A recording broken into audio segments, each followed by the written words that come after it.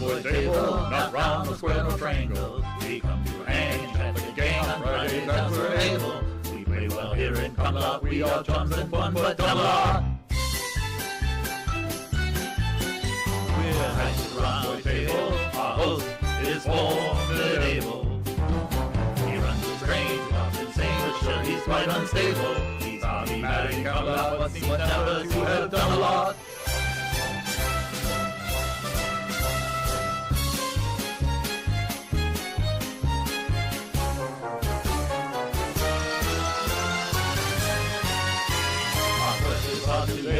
Quite incomprehensible. To wrench in hand, we have no plan but to sit and hear Dodge babble. It's a lazy time in Camelot. I have to shake my bum a lot.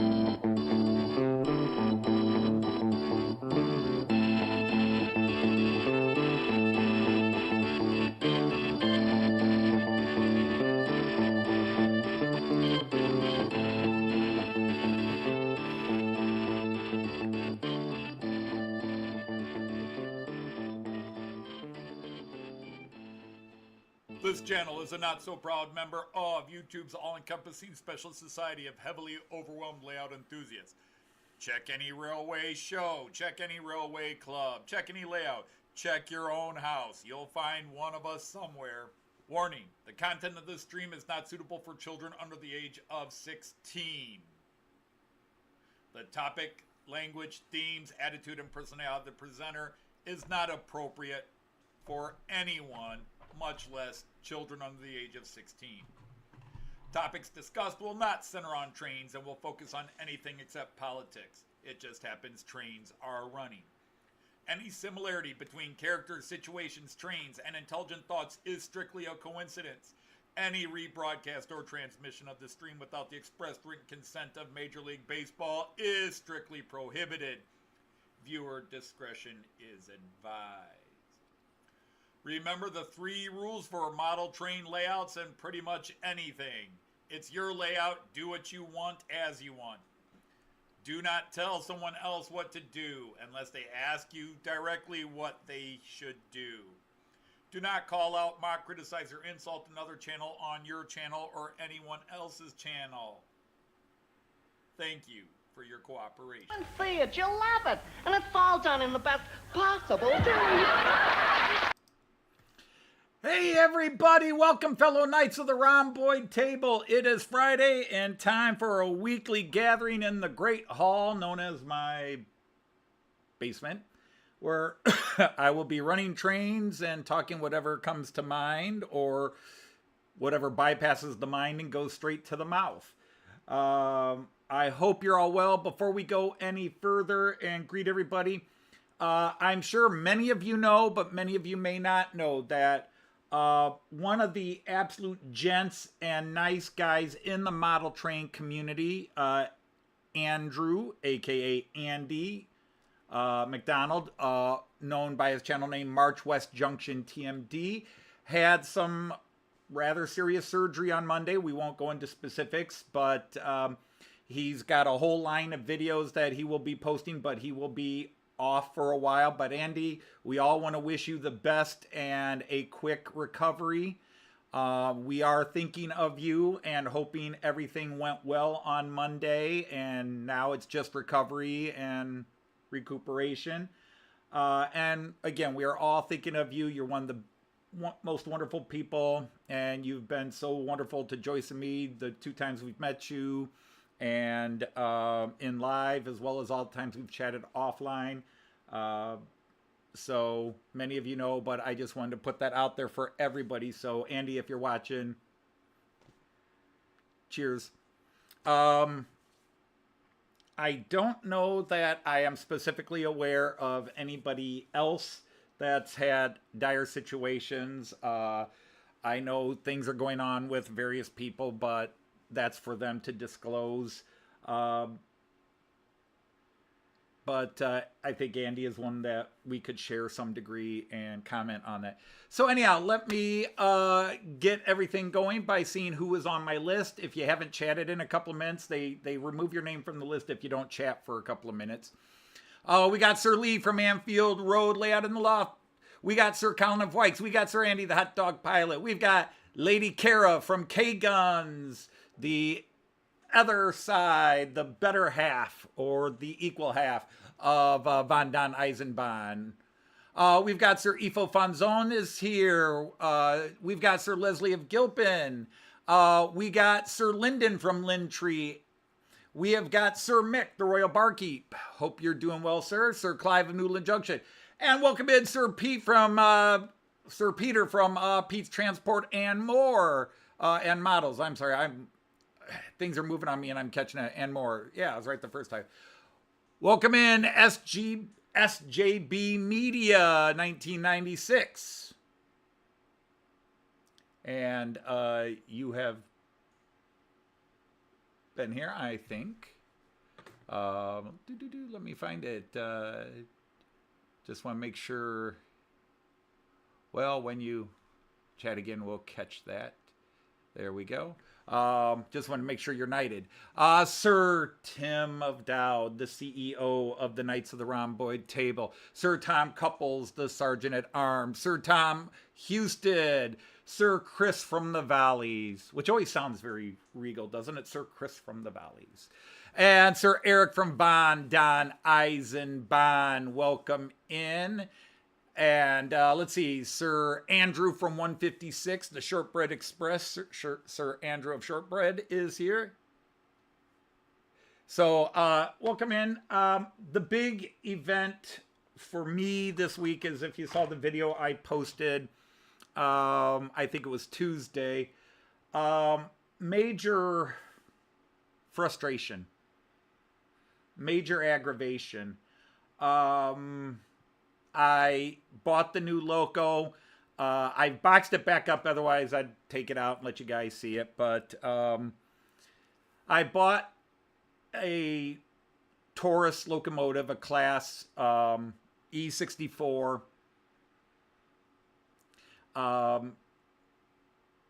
In the night jet livery called the Starry Sky livery. And it's beautiful. If I had it out here on the table or just out in the collection, I would say it's by far the prettiest locomotive. Hey, Sir Ray Bertelson, how are you? I would just easily say it is the prettiest loco I have. Unfortunately, from out of the box, there were problems. As soon as I started running it in, it was making a strange sound that sounded like a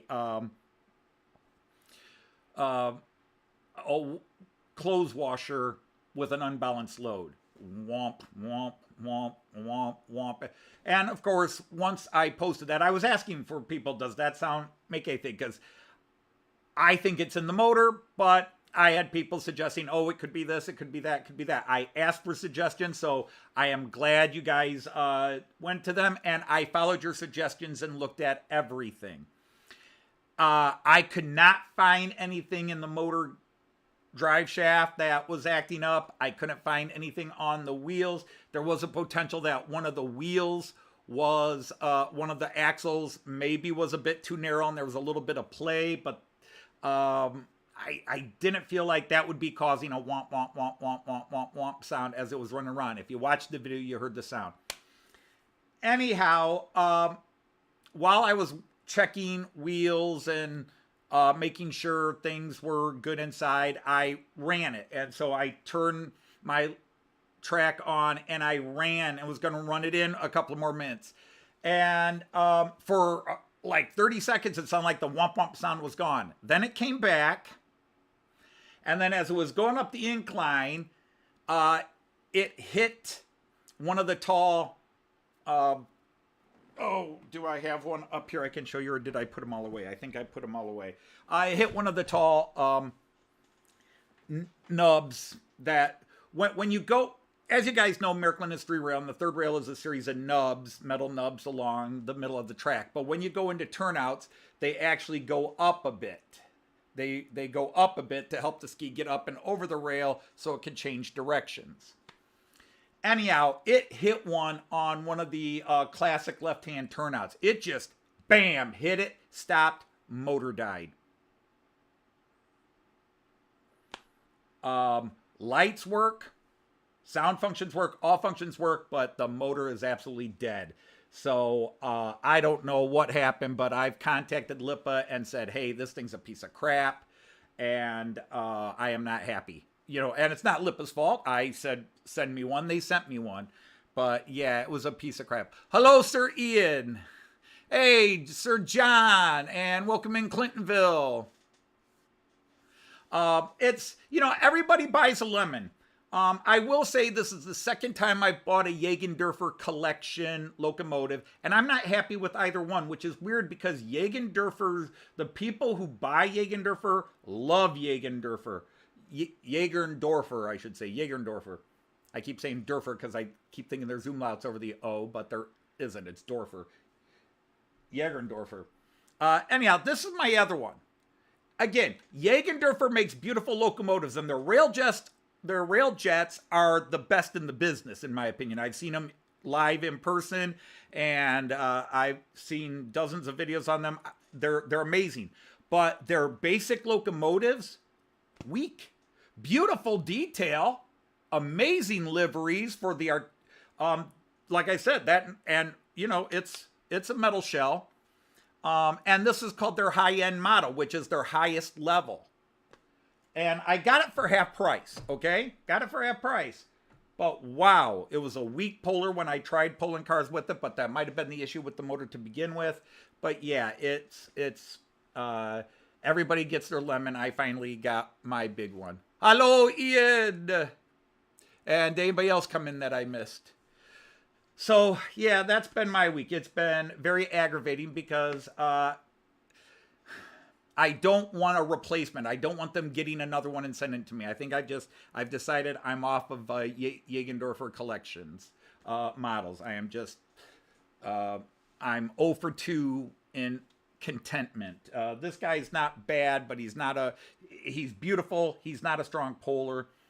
So I'm content with it, I guess, but it's not something that can pull even 4 or 5 cars around and go up the incline. It's just a very weak motor, and yes, traction tires and everything checked, all that jazz. So anyhow, what are we running today? Well, I'm kind of making things up to you guys. Those of you guys that like your freight, I've added 2 freight trains today. I've got in the first lane, I have got a ICE2. My old Märklin ICE2 will be running. On line 2, being pulled by this Mehano Blue Tiger, which is just an amazing, amazing locomotive. I'm running some container freight.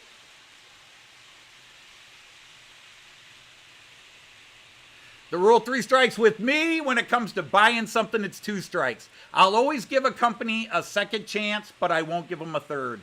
If I buy 2 of anything from a company and they bomb, I'm not buying a third.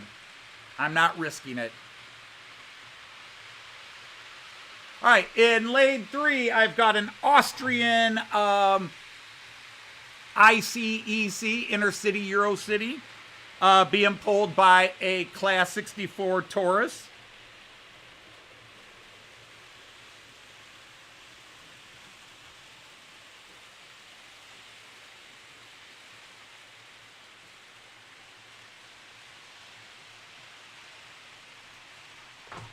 In lane 4, I'm running an American train, except it's not real. It's a German ICE3 with an Amtrak paint theme on it, but what the heck.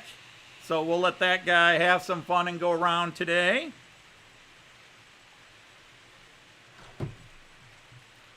Long train for a short loop, but hey, why not?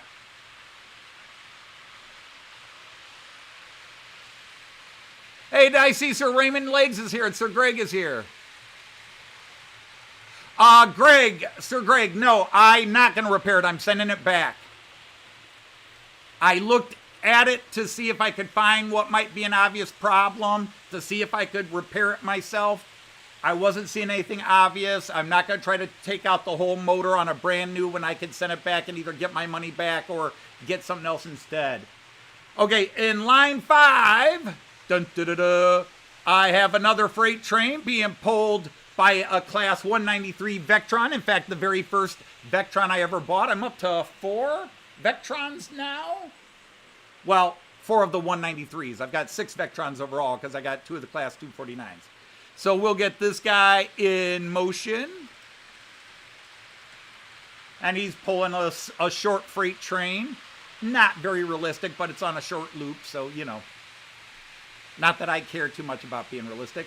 And then way in the back, I apologize to everybody, way in the back, I am running the steamer, the Flying Scotsman. So I've got bogus American trains, Austrian, German. It's just a mixed bag. There's nothing prototypical today. It's just about running the trains. But let me get the Flying Scotsman in motion. Pulling some LMS cars. What does it say on the side? It says, "Wir brennen für das, was wir tun." We're burning up for what we do. In other words, we're fired up. You know, wir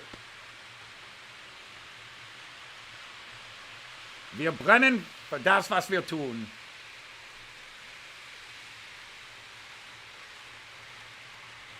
So it's in German. And so that's everybody. Now, again, just to remind people, you will see some trains sitting at corners going, hey, they're not moving. That's because they're actually parked. They're not actually running. So if you see that white train in the background that's not moving, he shouldn't be moving. Let's get the guys going on the floor. So we will go to the floor cam. I am running the Azuma again.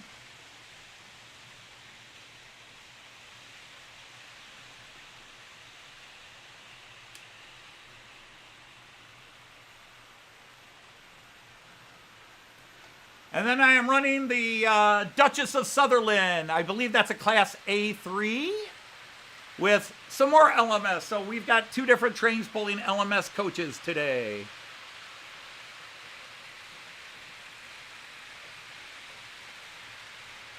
SJB Media, those are Lima HO scale. Those are Lima going behind the Scotsman. And that is thanks to, I think it was Ifo and Raymond who told me a site, what cars I needed and suggested a site. They actually, they gave me the numbers I needed. There's one I haven't been able to find, and I've just bought, there's 3 cars they make for it. I have,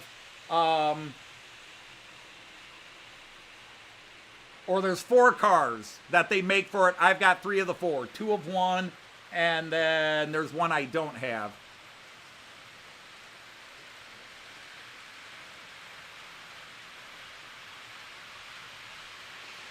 Yes, Greg, the trains that down here are under the floor. You can see the 2 controllers on the floor. There, now you can see them. Gratuitous crotch shot. Sorry, people. So that's where I run my 00 scale stuff and my HO 2 rail stuff. Because I do have some other HO trains over there I could run.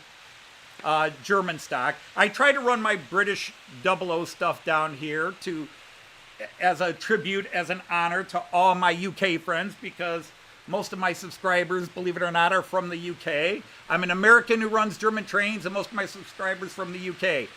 So that's why I'm an outsider.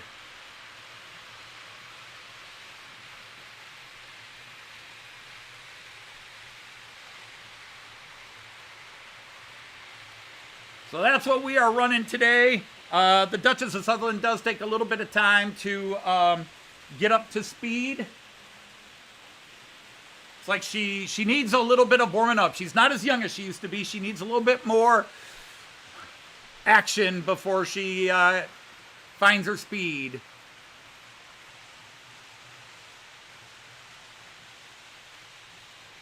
I will say there was one other aggravation, which is when I came down here today to start setting up the live stream. Apparently, one of the cats got on the table because 3 of my 6 trains were knocked over. So somebody tried jumping up on the table and missed and just created a chain reaction. Stupid animals. Ugh.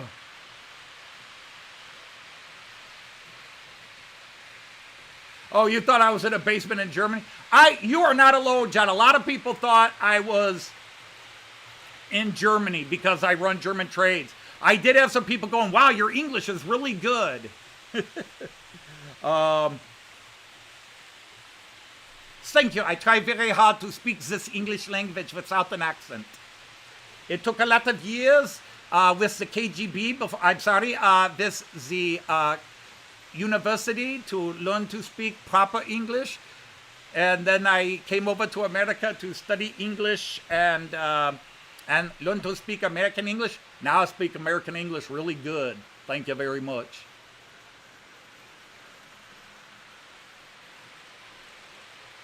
So let's pick some cameras and get some shots going. We're going to have a few guys here right now. So nice broad. I always like this shot. I do like the 11-lane shot because you get the guys up close, but you see the guys passing in the distance.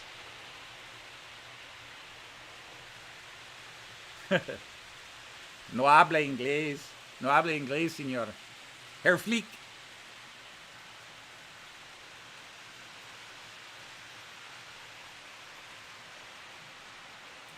Speaking of which, one of the little demons just went down behind me there.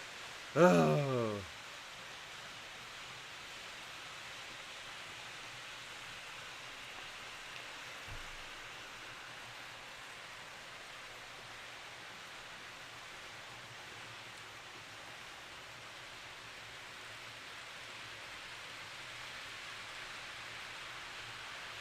I also nailed a couple of buildings, but I use all kinds of made-up and unknown English. I got all kinds of phrases that only my family get.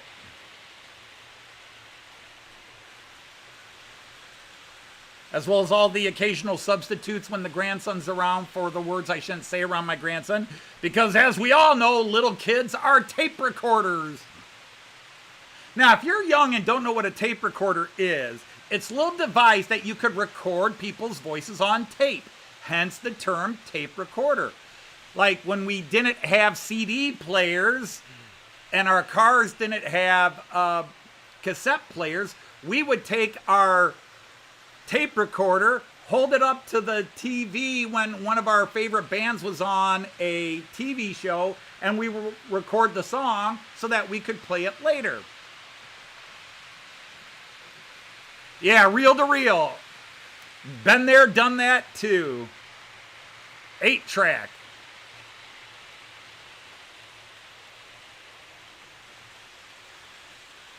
The first luxury item my dad bought one time was he bought a car. One of the rare times he bought a new car.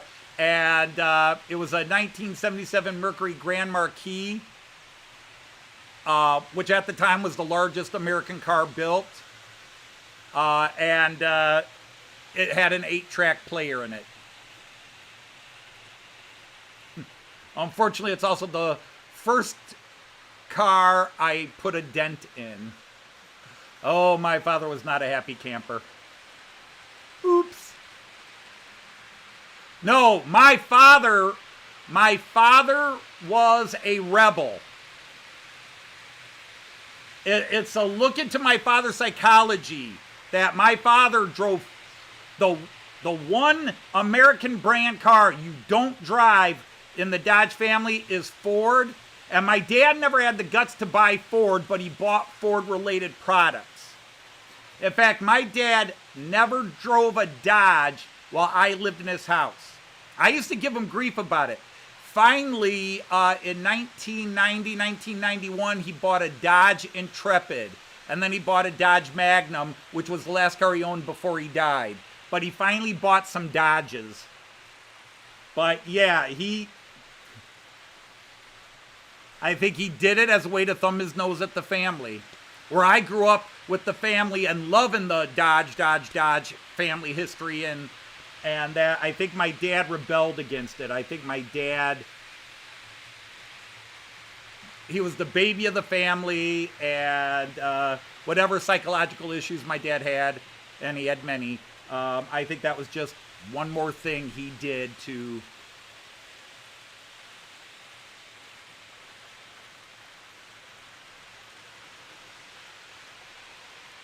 Yeah, Clintonville, the Mercury Grand Marquis was bigger than a Lincoln. It was bigger than the Lincoln Continental at the time. It was a boat. You could sit 8 comfortably and 5 more in the trunk.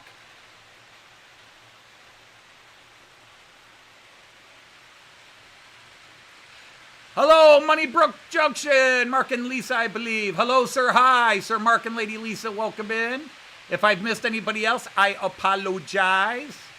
All right, let's change some cameras here. Just switch up the angle a bit. Nah, Andy, nobody would do that. We'd just sit you on somebody's lap. Well, hello, Sir Chris. Welcome in. Great to have you here from north of the border.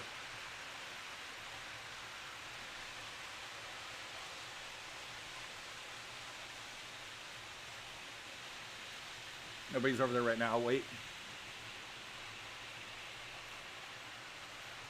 Your first car was a Hyundai Pony. Yeah, my first car was supposed to be a Dodge Challenger, and my dad wouldn't let me buy it. He made me buy this Ford Talladega GT off a neighbor for $100, and I sold it for like $60 for scrap metal. So it was a $40 car, which I drove for two and a half years. 2 years. Had 90,000 miles when I got it. It was rusted. I had to learn, and my dad made me buy it to teach me how to bondo and wire, and I had to learn how to do the old brake system. I bought the car for $100, probably put another $500 in it over a 2-year period. And, I don't want to, I appreciate the fact that my dad, who already tried to teach me everything to work on cars, made me buy a car that I had to learn to work on. But it was a rust bucket, and it was ugly. And that was the only non-Dodge I ever owned. After that, it was all Dodges. Once my dad didn't have a say, it was all Dodges.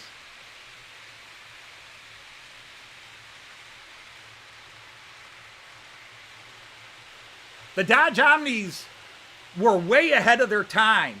The Dodge Omni was the first real American. Those things got 70 miles to the gallon. Dodge designed those with a little influence from Volkswagen with the VW Rabbit and the VW Golf. And Dodge designed the Rabbit, or designed the original Omni. And then they released what was called the Omni Charger, which still got great gas mileage. Right after the oil embargo, the Dodge Omni came out 78, I think. And they got 70 miles to the gallon. But they didn't sell well because they were too European looking. And it was weird because Dodge, and it's the only time, well, only one of 2 times Dodge went for the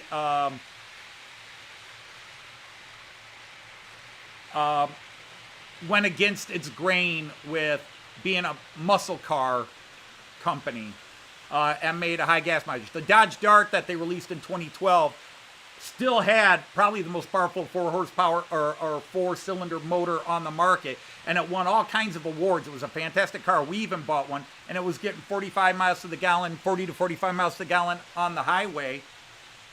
It just, after we had it about 5-6 years, Joyce decided it was a small car and she wanted a bigger car, so we got our Charger. But the Dart's also only one of 2 cars I ever bought new. My other one was a Dodge Shadow, a 1990 Dodge Shadow I bought new. Every other car, the Dart and the Shadow, every other car I bought's been a used car.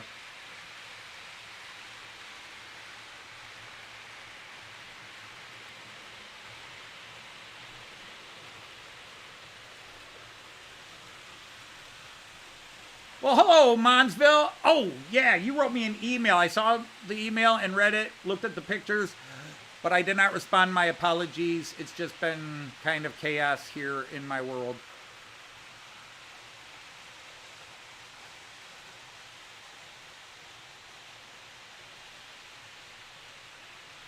Hey, Clintonville. Yeah. Joyce's father bought an 85 Marquis back in 87. It was right before we married or right after we married. I forget when. She might remember. And had nothing but problems with it because it had sat on the lot. It was an 85. He bought an 87 and it sat on the lot. It's one thing to buy a used car, but me buying a new car that's been sitting on the lot for 2 years, I'd worry about it.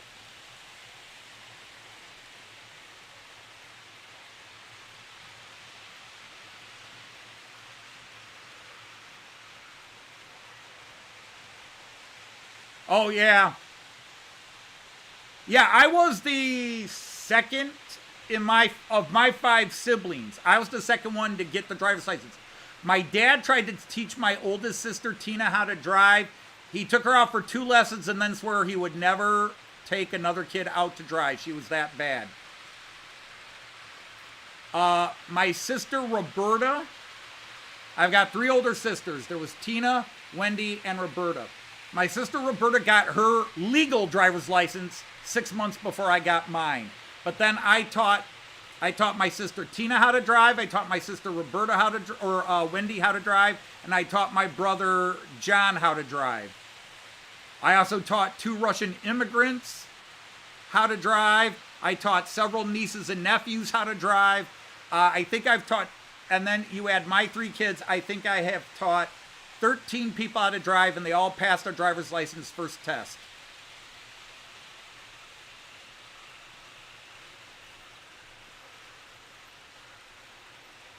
But yeah, I taught 3 of my siblings how to drive. I taught my 3 kids. I taught 2 Russians. I taught a bunch of my nieces and nephews.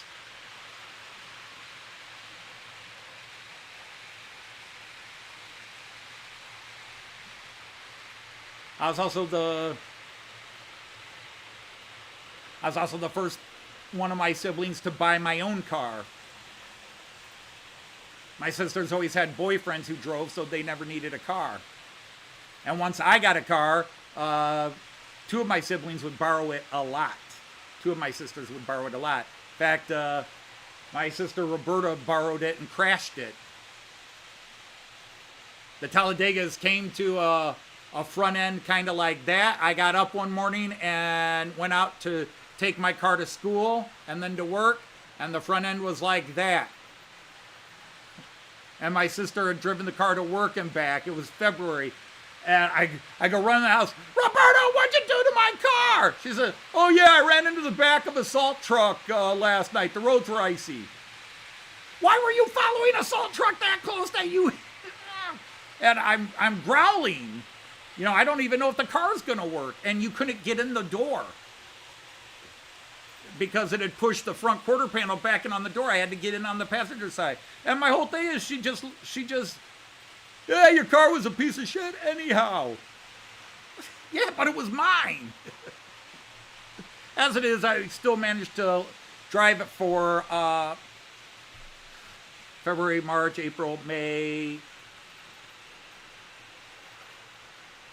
Graduated university in May.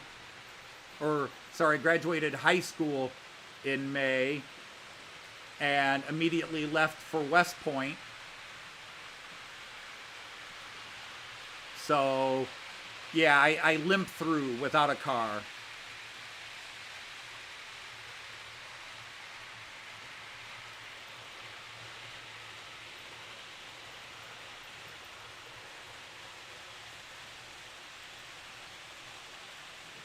Sold it to a German. I hope it's still tooting down the Autobahn. You got your paints, flat red and white, and flat and gloss blacks. Cool. Cool. Well, hopefully we'll see what you paint. I'm sort of done buying train-related stuff because it is now, we are, what, 7 weeks, if that many? About 7 weeks, 6.5 weeks away from our trip to Germany. So I got to start thinking, having some money for Germany.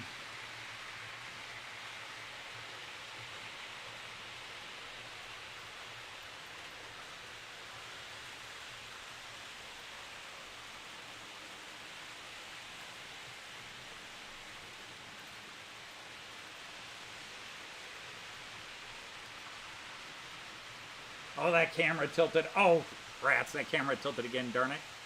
All right, so you're getting sort of a Batman TV show view here. That little angle. Either that, I'll just say, wow, look how super elevated my curves are.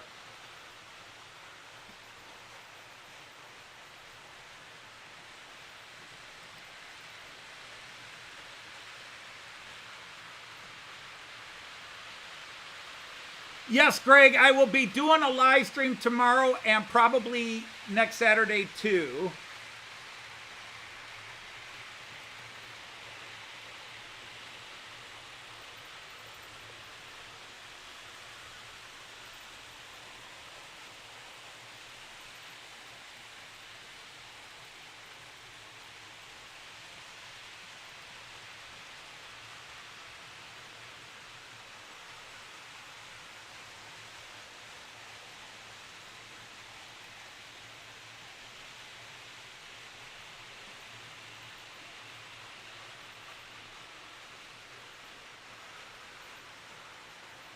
Well, that's good, Chris, because if you don't have a bath now and then, you can get kind of whiffy.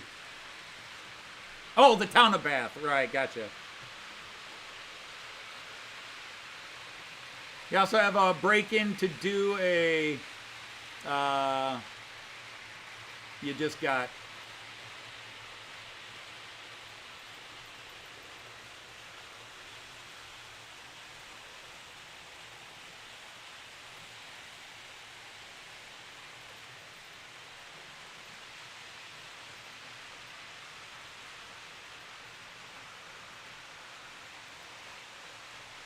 There you go, catching a few guys going. But those nicely refurbished platforms, although they don't, you really, at this angle, you don't really see them. I think I'd like to raise that camera up just about an inch, maybe 2 inches, and have it down on angle. You can see the platforms. I mean, all those tops are just, they're just tacky wax stuck on for now. That's one of the things I'll be trying to bring back from Germany is getting some of the platform pieces I need, the benches, the cans, the garbage cans, recycling cans, everything.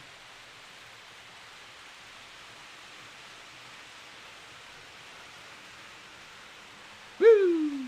Zoom.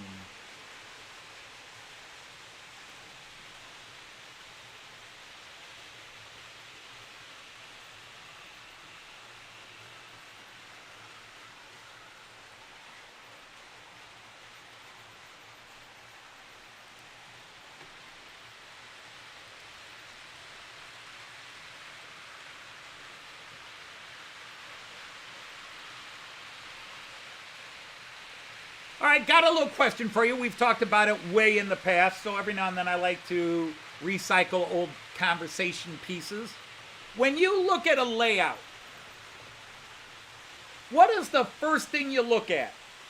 When you look at somebody's layout, do you look at just sort of get a general idea of how the trains run?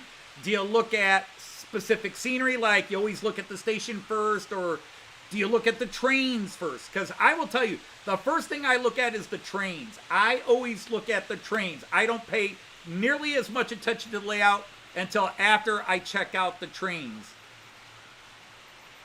Hello, Sir Simon! So, Mick, you say scenics. You look at the scenics, which is... strange that you come here then. So you do an overall view of the scenery. Okay. EFO says trains first. Okay, somebody else is with me on that one. I always look at trains first. I'm not as... I will look at the scenery, and if they've got scenes done, I will really go look close and try to get a good feel. See if there's a funny scene, a comedy scene, because that's what I look for. Like, Miniature Wonderland spoiled me after all my trips to Miniature Wonderland. I'm always looking for joke scenes.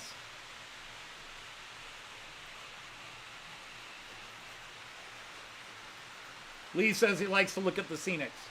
Because I look at the trains. I want to see what kind of trains they have and how cool they look. And then no matter what train they get running, I'm going to ask, why aren't you running that one?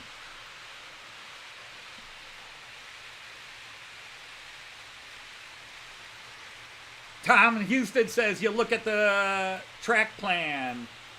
You look at the track plan. So we've got three different things. The general track plan, how the trains are going to run, scenics, or the trains. Actually, I look at the guy's wife first.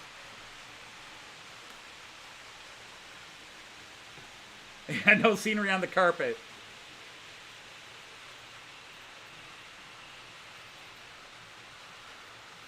Yeah, and to me, I appreciate all levels of scenics, from it's on the carpet, I'm just running my trains and I'm trying to make that look like a station there, to Miniature Wonderland, but I don't prefer one over the other. You know, I've always talked about this, a separate conversation. What draws me to a YouTube channel is the person having fun with their trains, or do they come across as a very judgmental, you do it my way and I'm the greatest, blah, blah, or that sort of type person, you know. Hey, Charlie, Sir Charlie from Particle Station, or also Charles, if we want to get formal, but we're not formal here.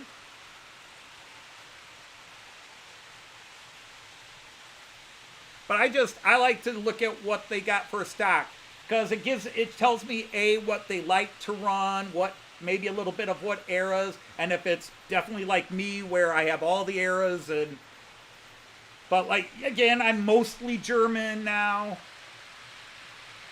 Joyce says I cannot call myself a modern era German model train guy anymore, that I have long since given that up. I have all eras in how many countries now? Germany, Austria, Czech Republic, Italy, United States, UK. Did I forget anybody? So I got 6 different countries represented now. I do not have a Swiss train. I don't know if I'll ever get a Swiss train. And I still want to get a TGV and a Thalys.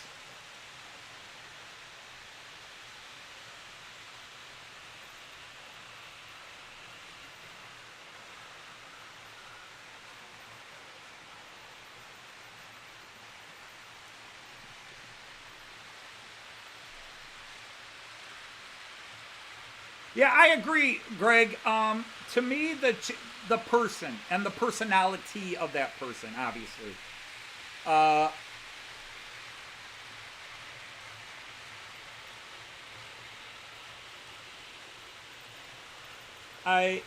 Some people like to watch channels where they're going to learn, and that this person's a really good presenter on here's how you do things and do that. To me, that's secondary, because there are so many different ways of doing the same thing and doing it the right way, that, whatever way works for you. I just want to see the person, like, if they are showing you how to do things, do they do it in a good educational style, or are they doing it in sort of a, again, arrogant, I know how to do this and all these other people suck at it? Because I've run across those channels and it's like, nope, I don't need to watch that channel. And the flip side is true too. you know, if you've been on these live streams enough, you'll see names that show up. I knight them, and then you never see them again. They pop in once, they look at the channel, and then they go, yeah, this isn't for me.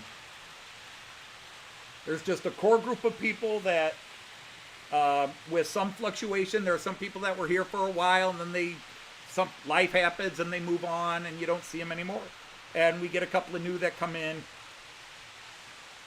I mean, I say it all the time. Joyce and I say it every week when we end the show. We're not sure why so many people tune into our live stream. We're grateful. And when we get to know you through the chat, we then, you know, we've met people in the UK. We've met Americans.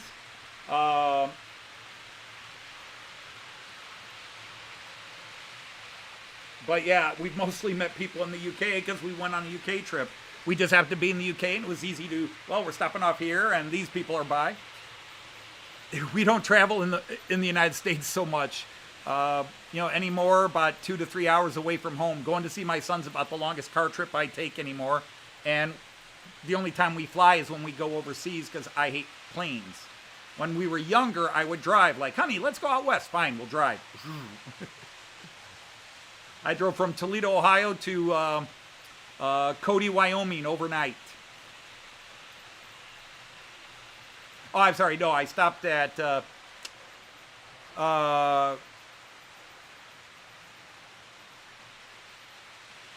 was it Rapid? What city is on the west side of South Dakota? I always forget if it was, I think it was Rapid City we stopped at.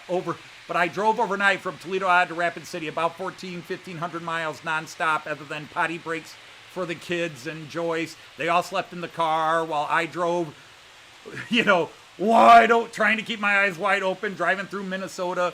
We got to the eastern South Dakota border. We need to get gas, and it was like we had crossed the time zone, and it was, the gas station didn't open till 7, and it was 6. So we just sat in the car and snoozed at the gas station parking lot for an hour. And then when we heard somebody roll up, woke up and got gas, and then continued across South Dakota.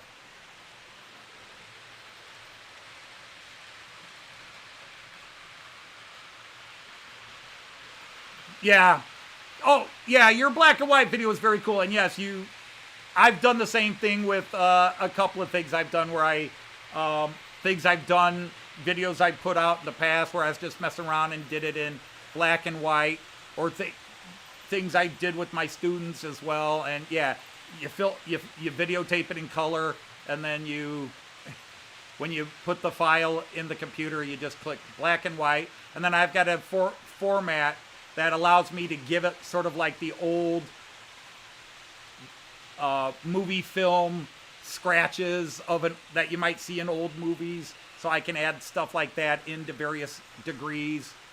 Light, medium, heavy.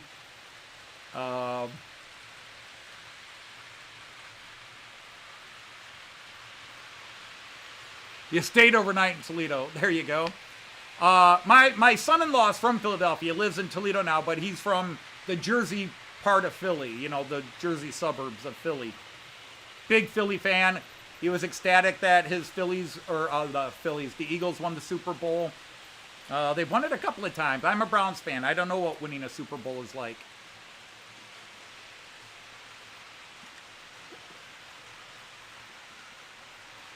You drove from LA to Las Vegas. Very odd trip for Brit. Yeah, it's not even that drastically a long trip car ride, but it definitely for a Brit, I think, would be a very different car ride. You visited Toledo, but not the way. Yeah, sadly, Evo, I had a chance to visit Toledo, Spain. Unfortunately, just 6 months earlier, I had visited Delmenhorst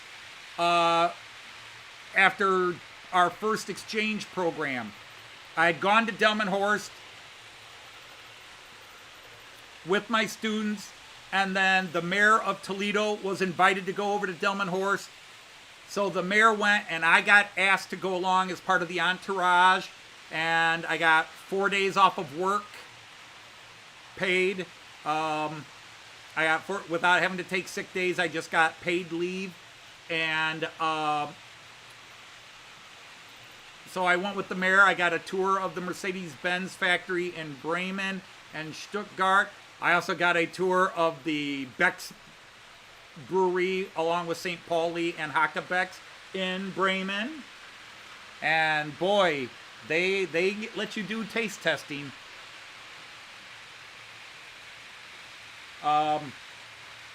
We did, so I had already gone to Germany twice in about 6 months, and our bank account was depleted because at that time we were both just teachers and, struggling to make ends meet. So I got invited by the mayor and the Sister Cities of Toledo Society to go with our mayor to Toledo, Spain, because we were celebrating the 75th anniversary or the 70th anniversary of the Toledo Sister City, which was actually the very first sister city ever in the world, and Toledo. And I was invited to go, and I just couldn't afford it. I couldn't get the time off of work, and I couldn't afford the airfare because we had to pay our own airfare. Even though I was invited, the city council was not paying. If you went, it was voluntary, so you pay yourself. And they got to meet King Juan Carlos and Sofia, which of course was when he was still popular at the time. It was before he became unpopular, but they all got to meet my friend, my late friend, Heinz, or I'm sorry, not Heinz, Hans. Heinz has also passed away. Hans Ersepka, the head of the Sister Cities, was in our local newspaper and the newspapers in Spain, shaking hands with King Juan Carlos, and I could have been there and I missed it. It's a beautiful city if the pictures make anything. Yeah, and Chris, we take a lot of that. For example, a lot of things in Toledo are connected to Toledo, Spain, because we did name ourselves after Toledo, Spain. So like our newspaper is called the Toledo Blade. Our hockey team at one time was called the Toledo Swords. Our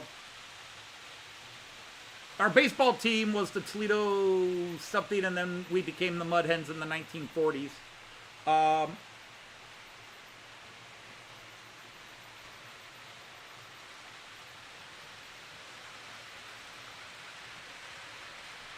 Hello, S&C Railway Lines. Welcome in.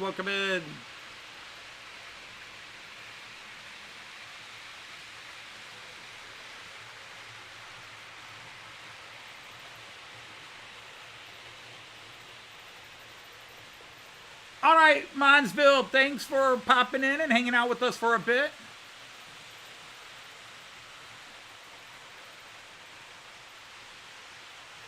And there was a time when Toledo, Ohio was called the glass capital of the world because more glass is made here than any other city in the world. As well as the famous Owens Corning fiberglass that is sold worldwide.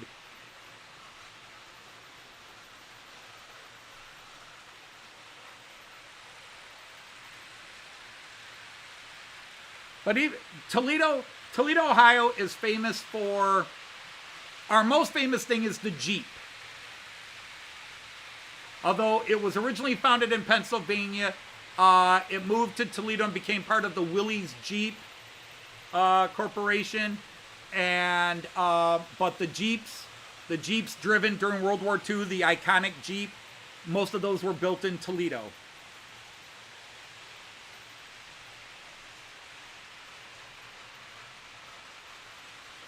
And then, yeah, Klinger from MASH made us famous.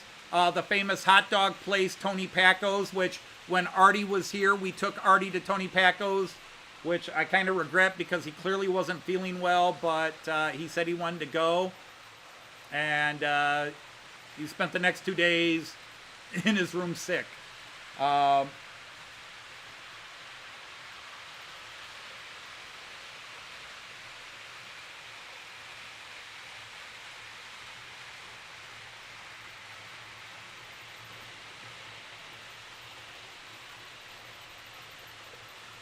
But yeah, Corporal Klinger from MASH made our city much more famous.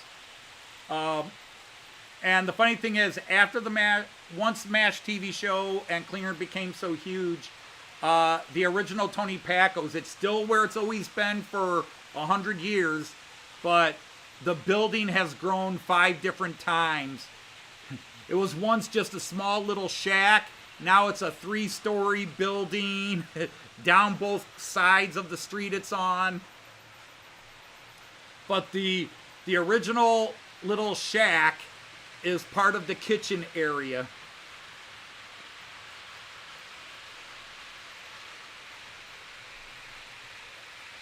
Yes, Chris. The first United States Civil War was fought in 1835, 1836. It's called the Toledo War. Because in the 1830s, Toledo was a growing, booming town. And most business people thought Toledo would become what Chicago became. Detroit didn't exist yet. Well, it was there, but it was a tiny little village. Toledo was the westernmost city, and it was on the Great Lakes. So it was a major part of the Erie Canal system. And yeah, so we've been on this camera for a good half hour. Let's go to the multi-view for a bit. And so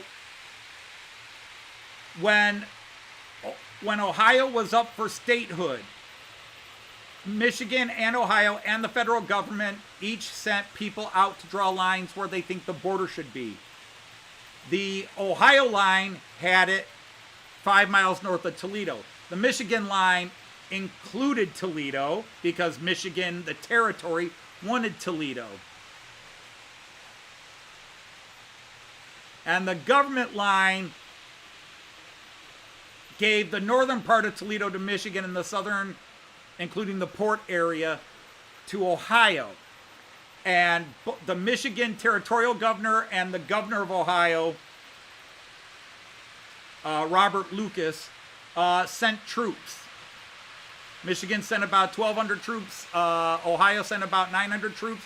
And they lined up across there's a road on the north part of Toledo called Old State Line Road. And they basically lined up across, and various historians give different accounts. Some say no shots were ever fired. Some say some shots were fired. Some reports say shots were fired and one guy was killed. But they squared off at each other, and then President Andrew Jackson got involved in 1806 or 1836, which was an election year. And Jackson was a horrible president, but the thing is, Ohio was a state and was voting in the election. Michigan was a territory and didn't count. So he gave Toledo to Ohio.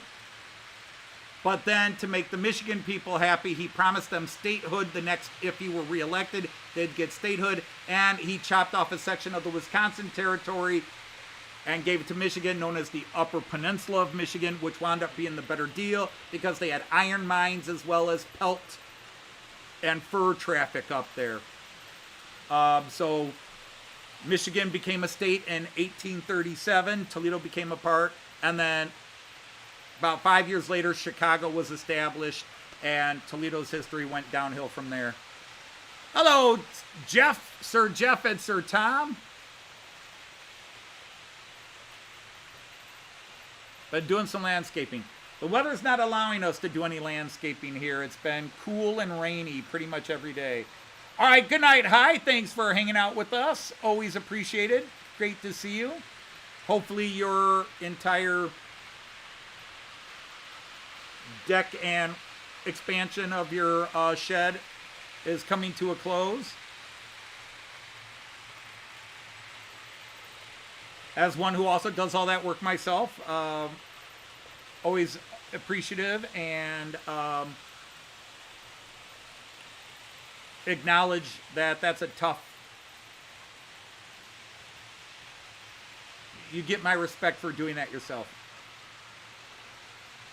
Or your wife helping you, you know, doing it instead of hiring people to come and do it. Because Joyce will help me on most projects.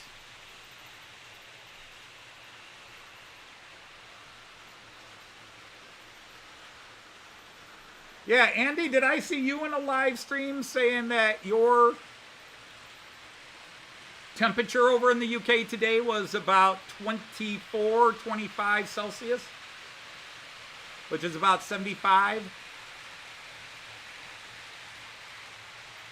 Well, there's a name we haven't seen in a while. Hello, Sir Chris Hattrell. I hope you're well. Yeah, 75 Fahrenheit. It's only 3 p.m. where you are, so you're about an hour west of us, because it's 4 p.m. where I am. Actually, it's 3:59, but, you know, we round up. We got up to, I think it was supposed to get up to 51 today. And we got up to 48.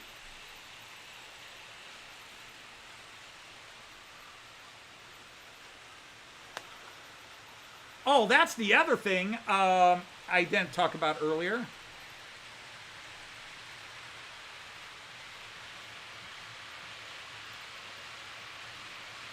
You went down a mine in Michigan. It was an iron mine. Yeah, Michigan had iron mines. I spent a lot of my summers as a kid up at the northern point of the lower peninsula, a little town called Indian River. My dad had a school friend that he had known his whole life, and she had been a babysitter to my sister, and also was my sister's first or second grade teacher. And they owned her husband and she owned a little vacation resort, and so they knew my dad didn't have a lot of money, but they would always give him a cheap booking price, and we would go spend a couple of weeks up at Indian River, Michigan, in a little cabin in the woods.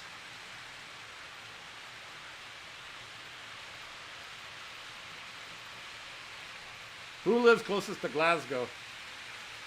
Well, in 2026, Joyce and I will be going up to Inverness and staying about a week in Inverness, Scotland, but we plan on going down to Glasgow. We just haven't decided if we're going to do like 5 days in Inverness and then spend a couple of days in Glasgow, or spend all the time in Inverness and then just go to Glasgow for a quick day pop in.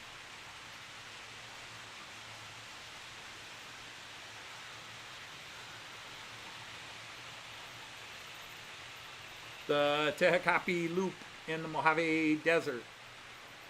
Yeah, I've seen video of that train running.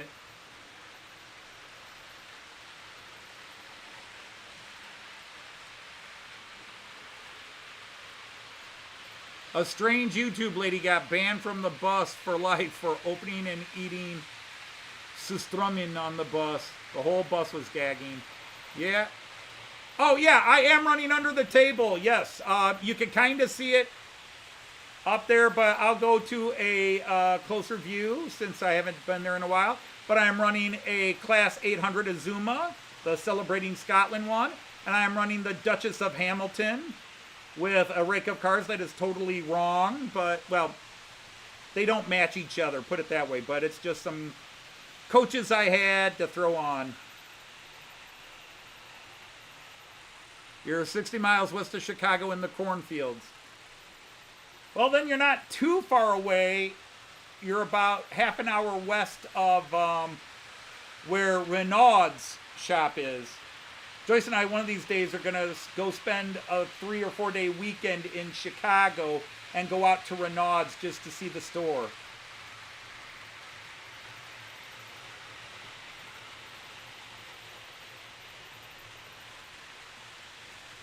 Yes, Simon, and yes, it's insane. And the price is going to be even higher if you want to buy it from a shop in America. And that's all we're going to say about that. Please don't add to it.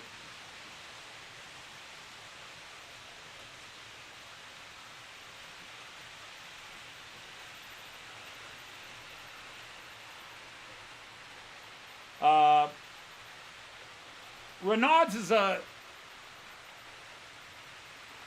they're a huge Märklin dealer. There are things to love about Renaud's and things that I would complain about Renaud's. Overall, they're fine.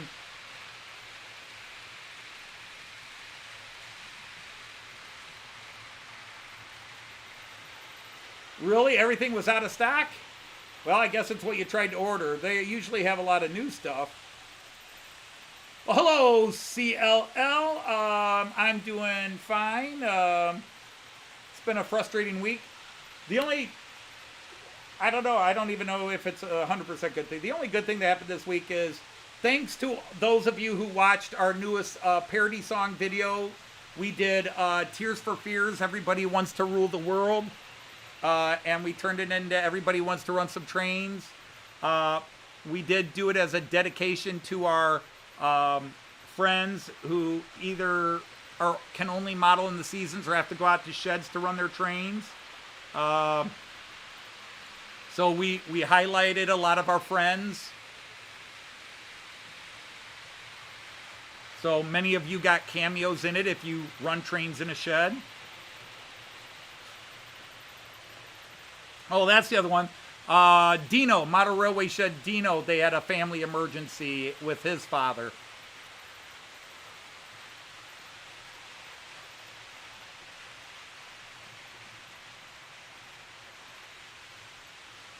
And Sir Eric is back.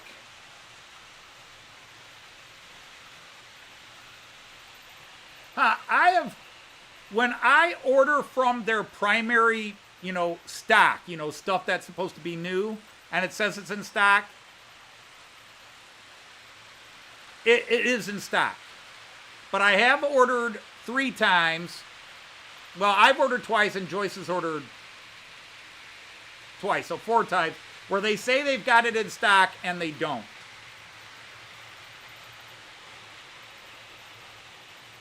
But I still think it might be a cool store to visit, walk in and see what's on the shelves. Another upgrade featuring the GUI for operating trains. Check it out. Most of your European stuff is from him. Yeah, Ray. Yep. I have a few things from Ray. If I couldn't find it overseas, then I'll come back and see if I could get it. And AJC and kids, Annie Jewel and Charlie, AJ and C and kids. Annie, Jewel, and Charlie and kids. They were, for a long time, they were my go-to shop if I wanted to buy it in the United States, just because I didn't like dealing with Renaud's in a lot of ways. But, having said that, and they also used to be cheaper than Renaud's, but now they're a bit more expensive. They don't have the selection Renaud's has. But I will look at Renaud's whenever they announce they got a Märklin collection in and just see if there's something I might get. And they sure don't. Every now and then I find a good bargain. I bought a couple of less expensive locos that they got on consignment. 99% of your stuff is eBay and trains. No, I'd say easily 90% of my stuff, well, 85% of my stuff is from Lipa. I just start with Lipa. Well, wait a minute. I got to take that back. 75% of my stuff is from Lipa because I got a lot from eBay.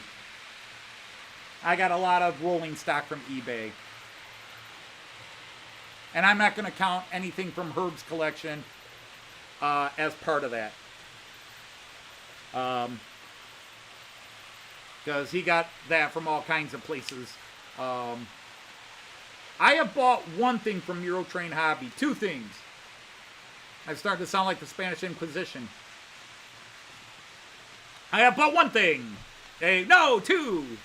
No, 3. The 3 things I have bought from Eurotrain Hobbies are... my Railjet locomotive was bought from Lipa, but my Railjet cars, those were bought from a shop in New Jersey because he's the only one who had them. $600 for the 7-car set.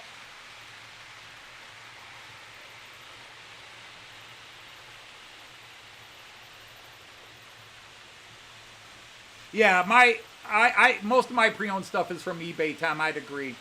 But the thing is, AJC kids, they have in my opinion, the best customer service. They're always willing to work with you. They're always willing to help you. Just nice people, nice shop. The only criticism, and it's not a criticism, is that they're a smaller shop, so they don't have the huge selection like Renaud's or Micro Macro Mundo in Florida. I think they're Tampa, St. Petersburg. They're also the official license. Now, Triple M, Micro Macro Mundo, out of Florida, they claim they're bigger than Renaud's, and the guy that owns it, and I've talked to the guy who owns it on the phone, he says, oh, Renaud's, they like to say they're bigger, but when Renaud's doesn't have something, he buys it from me. He gets it from me, because I will have it.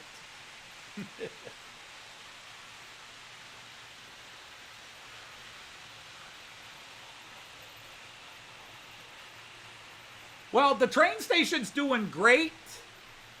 I can't do any more. I could probably keep doing scenics, but I really need to go buy a new static grass applicator, and I need to buy all the shelters and design and build the big Bremen canopy, because all the stuff that you see on these platforms right now is just stuff I stuck on to have something on them. But I did do a little bit of scenic. I don't know that you will see it in this camera. Nope.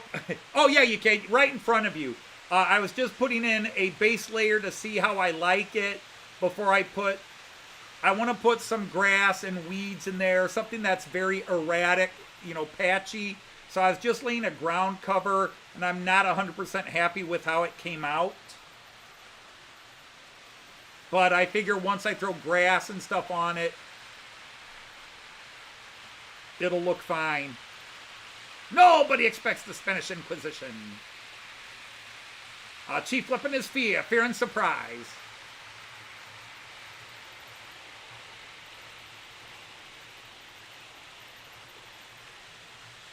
Hey, Sorrento, welcome back, my good friend. How are you?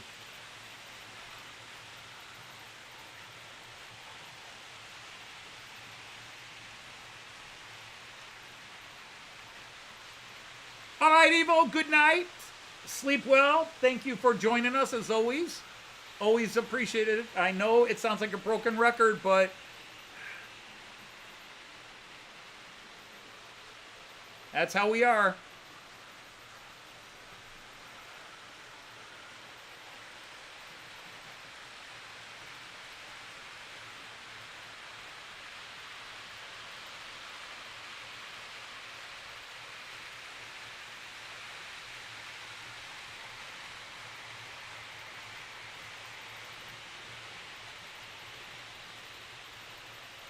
Yeah, that poor Flying Scotsman, that's probably the camera. Let's just leave this camera on for a little bit. Hey, Sir Chase from Chase's Railway Lines. Welcome in, welcome in. I just got back from Memphis. Hey, did you make a record? But anyhow, yeah, I was talking about that and I got distracted. Yeah, Joyce and I put out a new song. If you haven't seen it, please go see it. It got a lot of likes. It got a lot of likes and a lot of comments. I would say at least a quarter of the comments were saying it was our best one yet. Personally, I don't know if I agree with that, but thank you. Obviously, I have my favorites, and you all can have yours, but a lot of people really gave it a lot of praise. I think Joyce sang it really well, other than a combination of the key it was in and Joyce's asthma the part where in the actual song that goes, everybody wants to rule the world. You know, you go down, you get deeper. Joyce, because it was at the end of a line and it's a note she can't reach, she just went, everybody wants to run some trails. You'd have to crank it up a lot to hear Joyce actually sing the word trains. Just lack of sleep. Well, Christopher was asking if you made a record. Yeah, Chris, it is the Piko IC3 in Amtrak livery. So it's a false flag, a fake flag.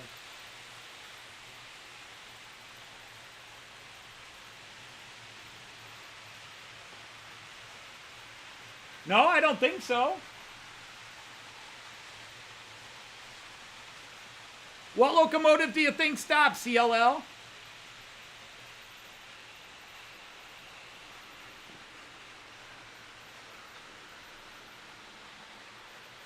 Yeah, no, he's parked.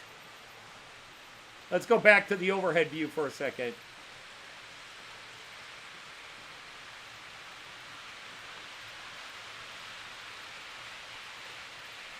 Yeah, those are all parking lanes. There's 5 parking lanes and then loop 6, that inner loop. But otherwise there's 5 parking lanes there. So yeah, they're... Oh, no worries. I get that a lot. A lot of people are like, hey, that one train's not moving. Well, if it were moving, we'd be in trouble because it would crash into somebody or...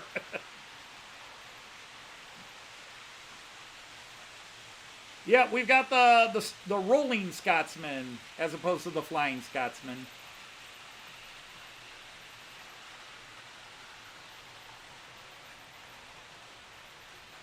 But yeah, you can see it's actually triple parked. There's a little Class 648, then a Class 440, and then the ICE 5 car consist, all on that one lane.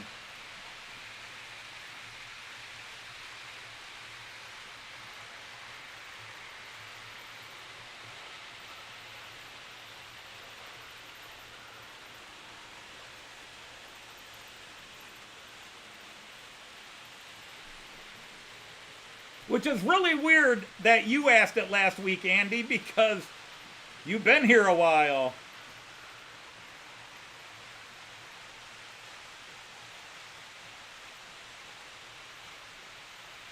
It's the eye of the tiger, and how would I turn that into blue tiger? Because it's the rolling blue tiger, and you know.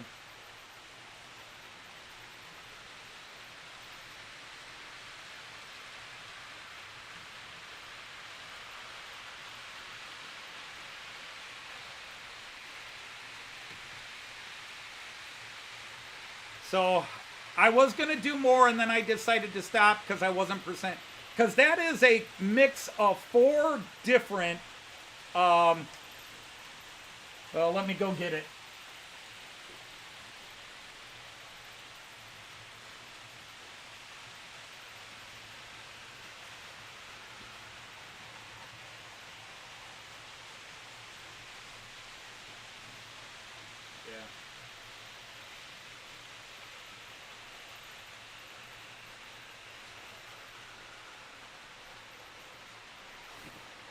Because I don't know how anybody else is, but I like to mix my ballast.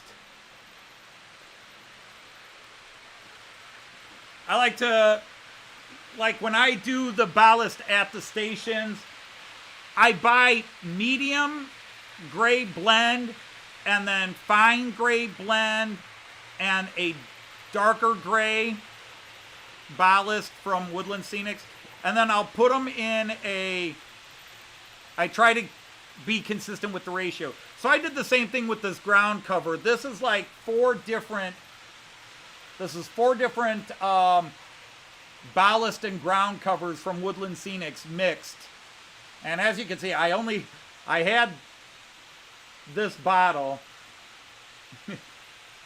and I used some of it over, let's do the up, where is it? Come out a little bit more up the ramp.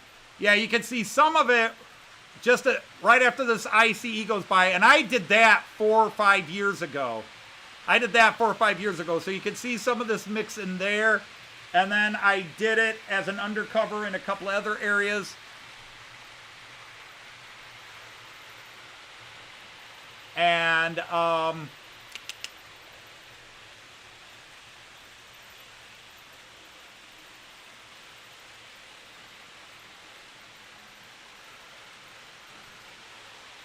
so then I put some on both sides of this part between lanes 1 and 2 coming out of the platform, because I decided I'm going to go with static grass, but I want to do different mixes of grass. Like this area near the station would be wild grasses and weeds and bramble and stuff like that, because while they try to, like, especially in Germany, they try to keep it clear. I'm on this camera, aren't I? Try to keep it clear, but it's not nice lawn either. Yes, CLL, I use OBS for streaming. Except on Saturdays, where I use StreamYard.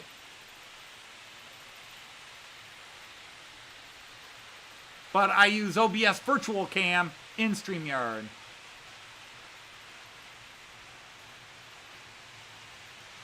Well, fortunately, we only watch you on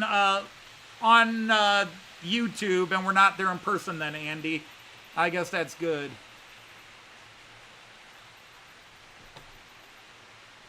All right, Tom, take care. Best wishes to you and the wife.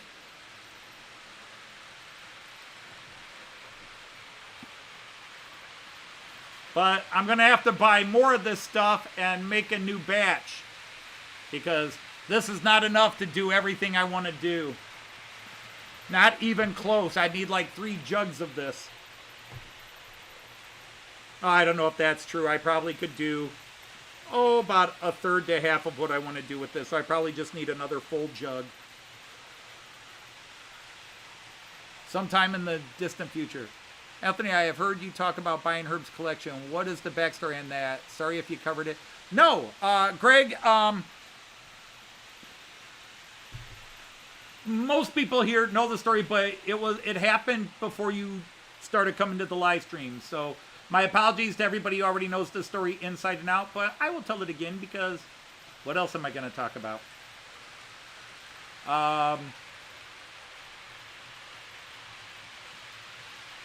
Herb is a friend of the channel.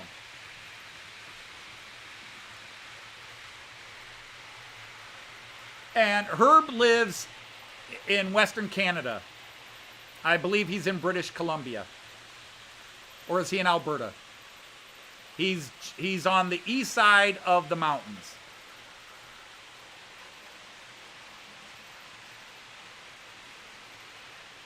And Herb is an old German guy.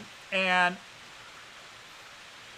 one day in a live stream, I was talking about that I really wanted an ICE-1. And I had 2 ICE-3s, and I'd probably sell off the one ICE-3 and have some money to buy an ICE-1. And Herb contacted me and said, hey, I'll trade you an ICE-1 for your ICE-3, but also your ICE-3 is worth more than my ICE-1. I'll give you some other stuff on top of that. And I said, deal made. So the very first model train I ever bought, my first ICE-3, went to Herb, and he sent me this box with the ICE-1, which was beautiful, a bunch of spare parts, scenery.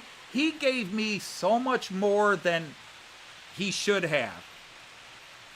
And over time, I bought some stuff off of him, and we just talk. Well, Herb contacted me back in August of last year that he was getting rid of his collection, his entire train collection, for a very specific and very sad reason. And he needed to do it now because he didn't want his wife to deal with it afterwards.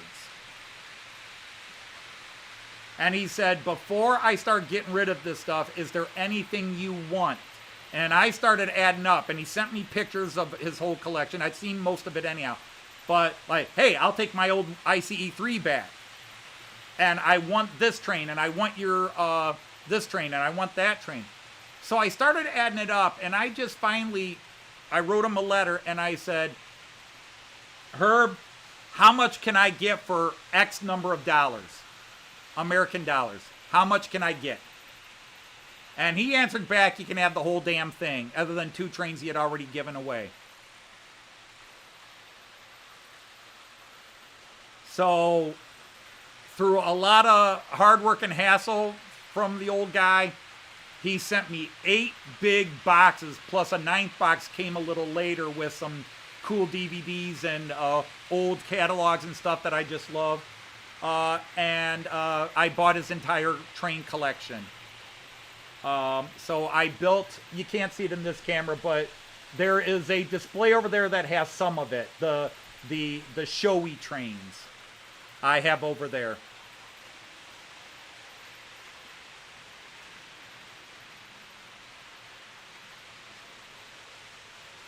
Yeah, I'll have to look up at that plug. I don't know if that's the new plugin that allows you to like live stream and call up guests, because that's the one thing OBS, it's harder to do, is to bring guests up, which is why on Saturday, which is sort of a guest show, the Artie stream, which I've been doing for a while, Artie should be coming back, and I'll be doing the show tomorrow, the Wacky Weekend, the Australian show. I'll be doing that tomorrow.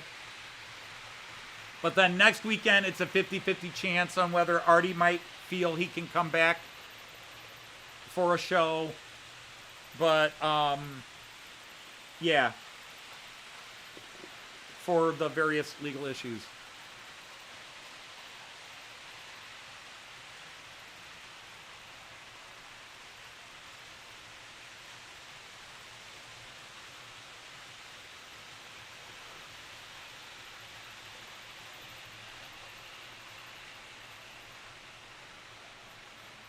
Yeah, Raymond, I don't buy magazines. Artie is doing as well as can be expected on the circumstances. It's not my job to say what's been going on off the camera, but there's been a settlement in the case. And it's close, it's much closer to what Artie wanted. So the thing is, how can you be happy with the crap you've gone through for 4 years in this case? Even if you win the case, all it does is vindicate, but it doesn't absolve the crap you've gone through for 4+ years.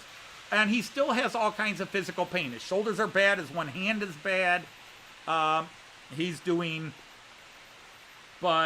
and he's going to be dealing with lifelong therapy, physical therapy.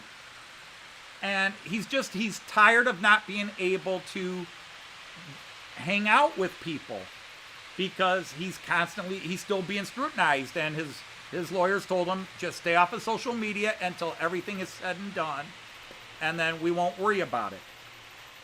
So, because, like I said, Joyce and I are close to the case because we actually got dragged into it. Because we had Artie at our house when Artie came to America just to get out of his house for the first time in 4 years since the accident and COVID. And he toured the U.S. He clearly was uncomfortable and in pain, but he just needed to go somewhere. He had been stuck in his house for 4 years. And they used that. They used the pictures we posted on Facebook, and they dragged us into it. We got dragged into it from across the ocean.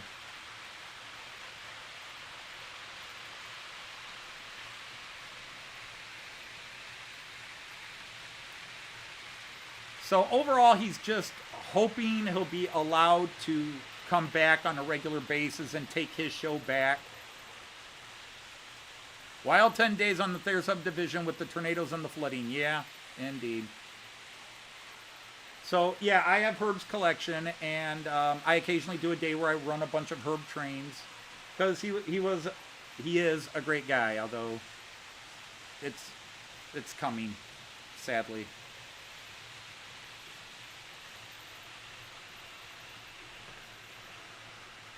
The problem is with this 13 camera view I have up right now, or 12 camera view, because I took one off. It's if you're watching it on the phone, you can't see a darn thing.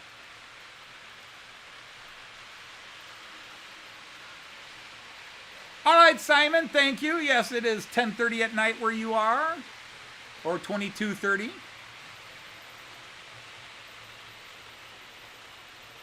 But yeah, I'll be doing the show, and I don't mind doing it, but it is hard to do 2 live streams in a row, back to back, especially when I try to not make the Saturday show a repeat of the Friday show.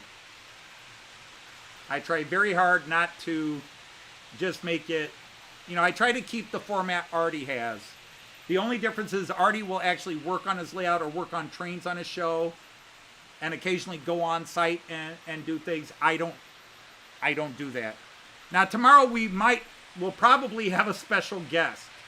My grandson Kyan might be visiting a little bit, because Kyan is doing his first, if my daughter Lindy is listening in the background, will this be the first time he has spent the night at somebody else's house without mom and dad also being at that house? Kyan is spending the night with us because my daughter and her husband and some of the family are having a kind of an all-night party at their house. They're having a computer party, a LAN party they call it.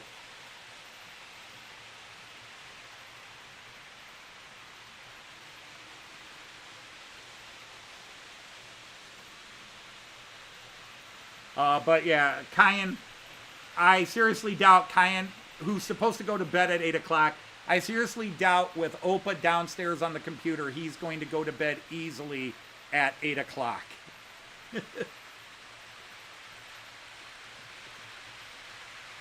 And of course, if he knows the camera's on, he's going to mug it up and act silly.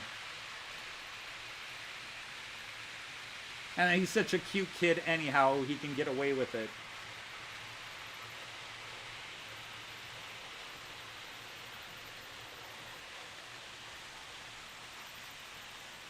He'll probably nag me into running trains, too. Yeah, Lord knows what you'll be doing. I know what I'll be doing. I'll be here and trying to come up with a topic.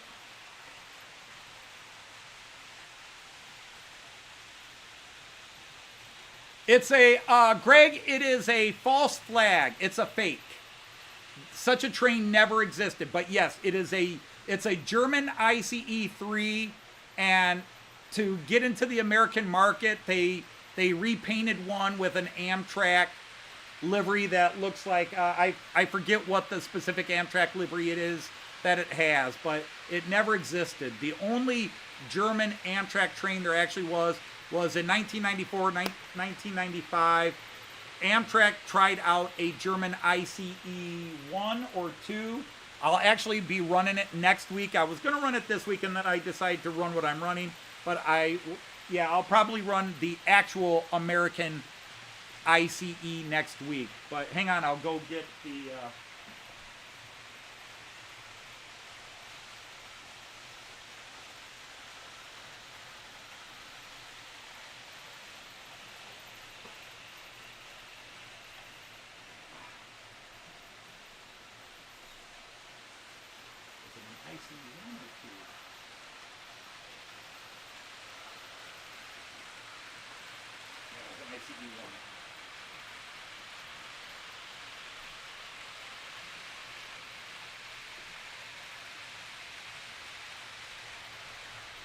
Yeah, I had to check to make sure it was an ICE 1, but let's go to the big view.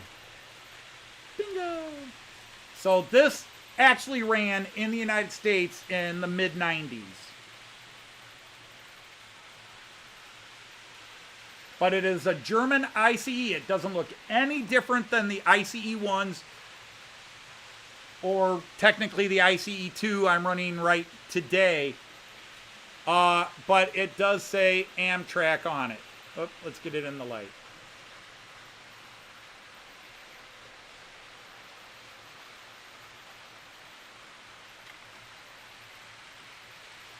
But this was real. This actually exists. And I got this from Herb. This was one of the trains I picked up from Herb's collection, and I've got the whole thing. The only thing I don't have, sadly, is the box. Because if I had I've got the book. I've got the book that came with it, the photographs, the certificates, everything that came with it, just not the box. And if I had the box, it would be worth some money. A lot of money. It's still worth money. Just whenever you have the original box, it's more.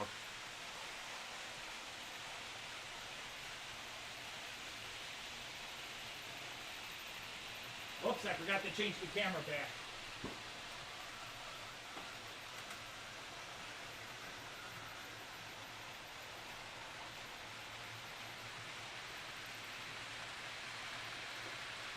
Sorry guys, I should have switched the camera to trains. Oh, good timing. I think just to have a chat point. No American companies made ICEs. They imported them from Siemens in Germany. They did that one. They did it as a test, and then they elected not to go with it. But now they, I forget which one. Raymond, which Siemens does Amtrak use? Amtrak does use a Siemens type, a Siemens-built locomotive. Is it the Asila? Rusty's back with his groupies. Joyce and I are Rusty groupies. Yeah, I guess we are. Or he's our groupie, because let's face it, Rusty would have no career without Joyce and me. Or at least without me. I made Rusty what he is. All right, let me show you my great disappointment. I want you guys to check this out. Look at that. That is, in my opinion, your opinion may vary, that is the prettiest loco in my collection. I'll say that much. This would have been the prettiest loco in my collection. This is absolutely beautiful. I love this livery. This thing is amazing. It's beautiful. Look at the detail on the roof.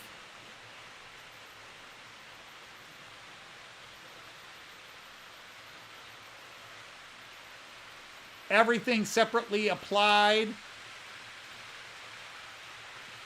It is absolutely stunning. The Siemens Charger. Thank you, Raymond. That's it.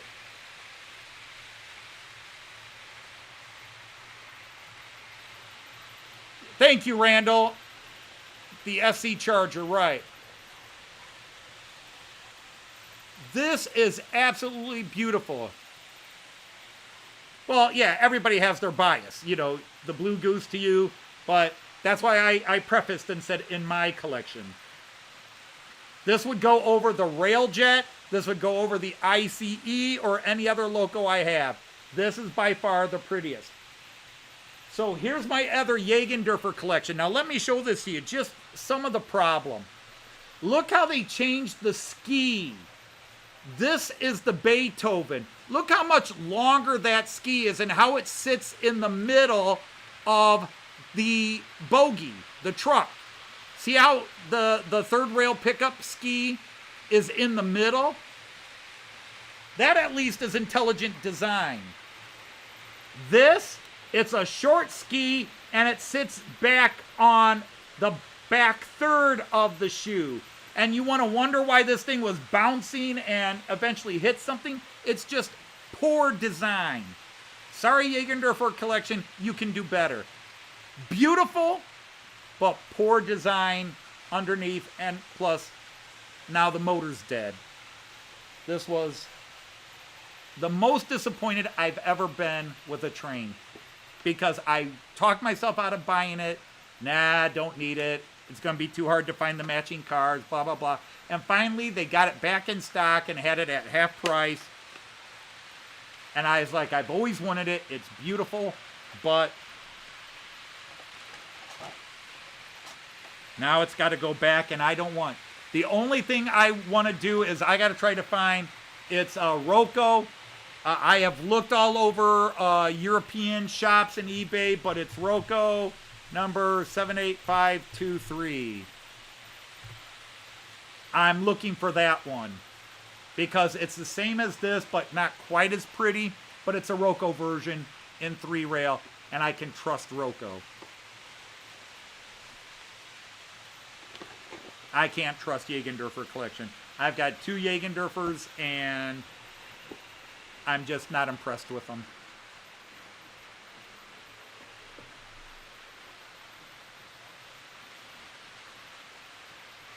Yeah, the TGV is a gorgeous train. But my thing is, the ICE is such a simplistic design. White, blackened windows, red stripe. And yet, I love it. It's between it and the Railjet, those are my 2 favorite liveries on any trains. The Azuma Class 800 comes in very close because it basically is an ICE. White, darkened windows, a reddish stripe, but a fatter stripe. So the Azuma goes up there. The Azuma goes up there as probably my, well, I can't say it's my favorite. My favorite British livery is ScotRail.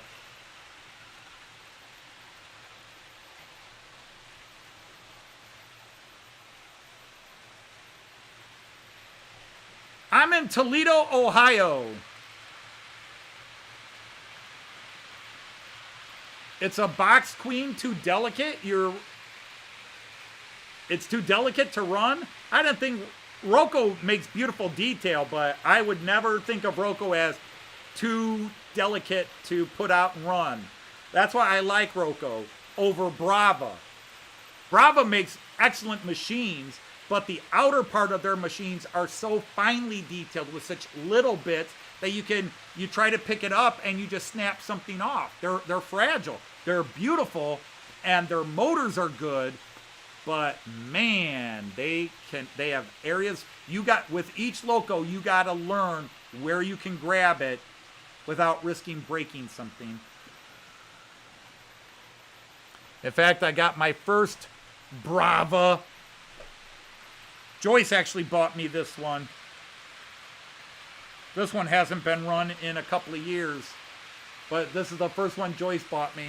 You can't see it in the shell there, but it's a Class 146.5 IC2 livery.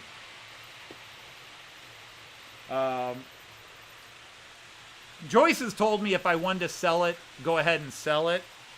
It has a, there's a sentimental value. She bought it. It was the first loco she ever bought for me.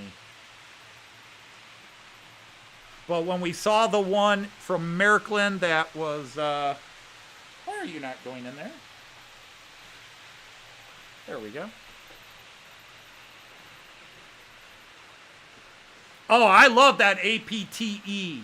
When I think Al from Dragon Junction was the first channel I saw it on. I could be wrong, but I think his was the first. Gorgeous.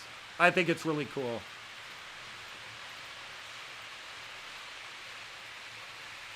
Yeah, if you have a link,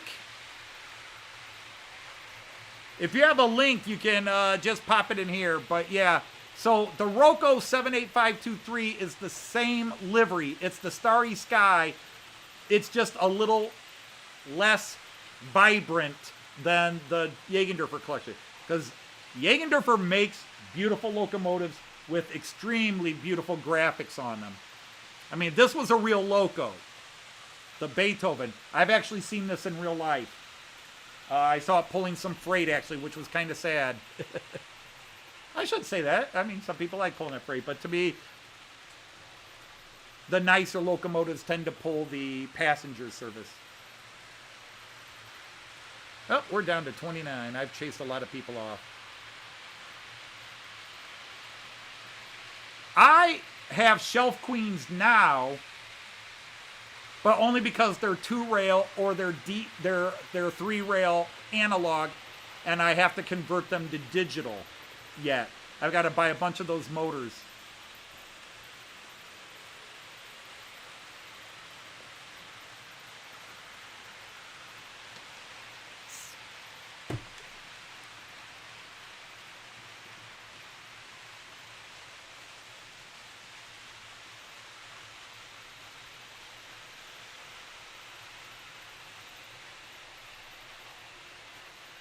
But if anybody needs to email me stuff or contact me, I don't hide it. I have one email, and it's on my YouTube channel. I think the only thing is you have to be subscribed to the channel to access it. But I don't even think that's the case. Considering, I know that's not the case. Considering some of the hate mail I get, you don't have to be a subscriber. Although I think there's a couple of people that subscribe to my channel just so they can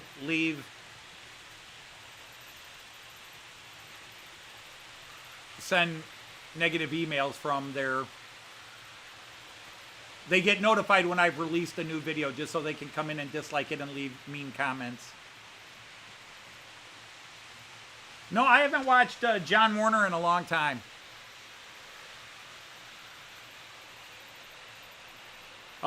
He changed his channels. I was still subscribed to his one that he doesn't work on anymore.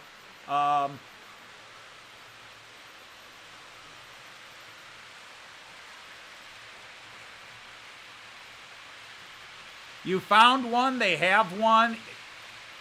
Oh, don't do this to me. Holy crap. All right, let me check this baby out. Oh, I can't get my email from there. I gotta go here to get my email because for some reason this window won't let you do it.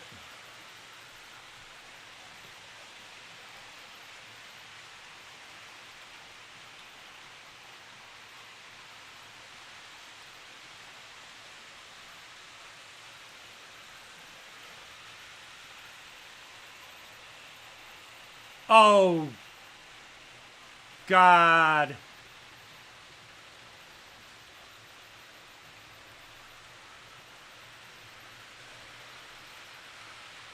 Holy crap.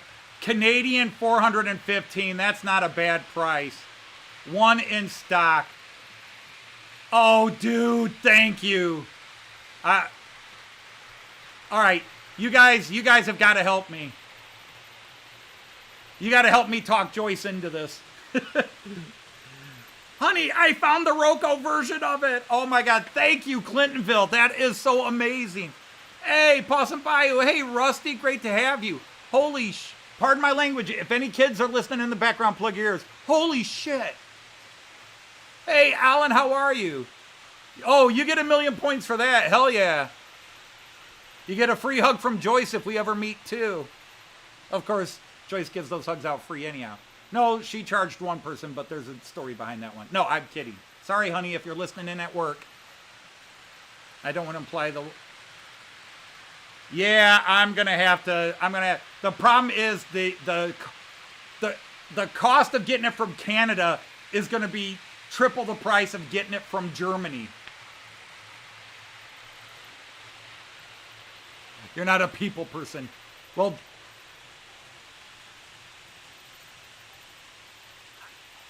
I'll have to ask Joyce if she considers herself a people, but she is a people person.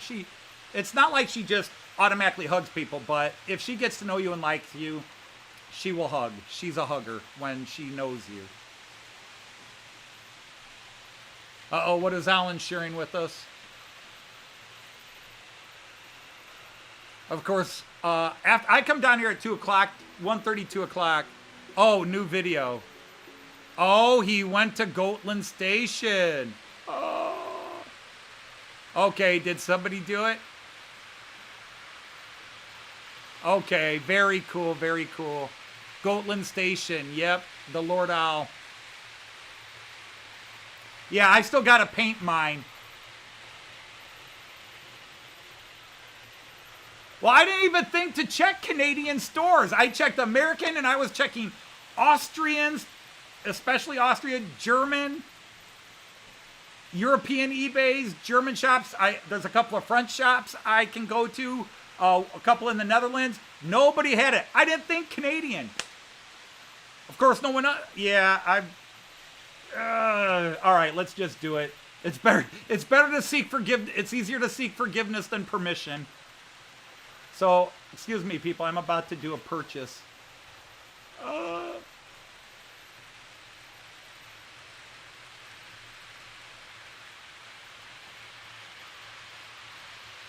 Wow, and their page looks just like Lipa. Oh yeah, we're buying this. Oh baby.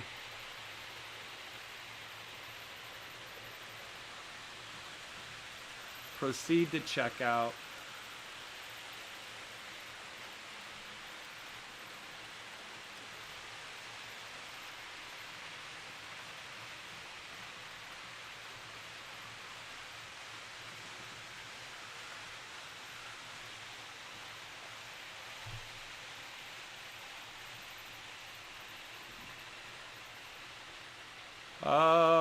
Bada bing, bada boom, bada bow. Oh, that's not a bad shipping price at all. That's not bad at all.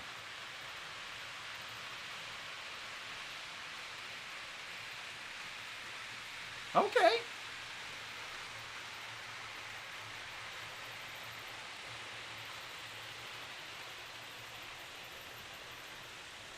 Yeah, what the hell?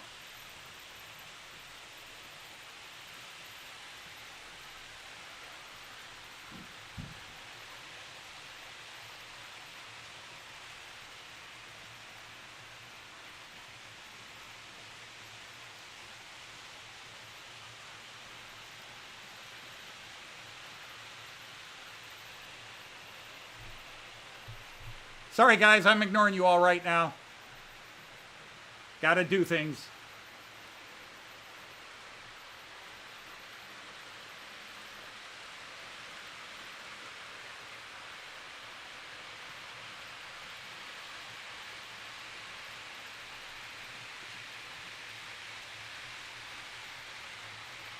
Shh.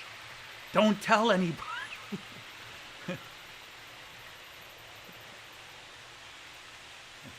I don't know what Jesus would do. I just, yeah, it's been a while since Scotland put up a video because I'm subscribed to him. So, yeah, the thing is, a lot of videos come up between 2 o'clock and my time, 2 o'clock my time when I come down here and start.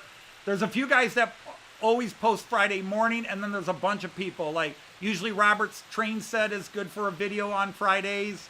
Sometimes Lord Al himself might post a video on Fridays.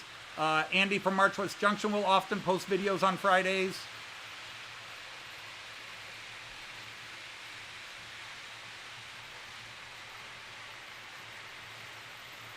It's done, guys.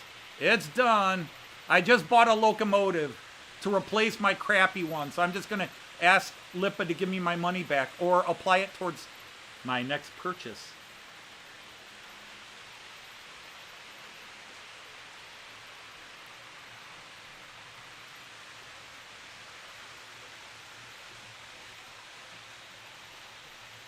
There's official. Yeah, Joyce will point out that we're in Ohio, not Illinois, so it doesn't apply. And then the rolling pin will come out. No, holy cow. No, seriously, Clinton, you have just become one of my favorite people on planet Earth for a little while at least. You're even allowed to drive it forward. Holy cow. But yeah, Gotland Junction Station, I mean. All right, I got to watch that too.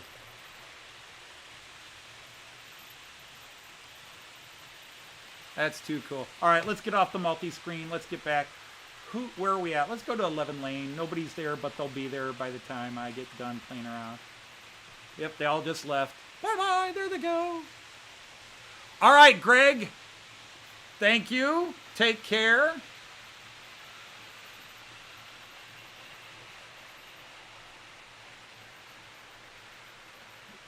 No, unfortunately, I am not. I was subscribed to his one channel. I was subscribed to all 3 of his channels at one time, and then I narrowed it down to one, and then he doesn't, and I didn't go back to the other.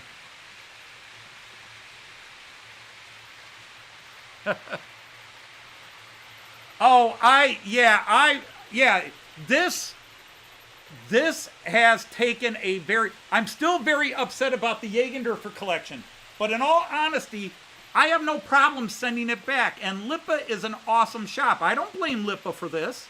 This is Jägendorfer collection.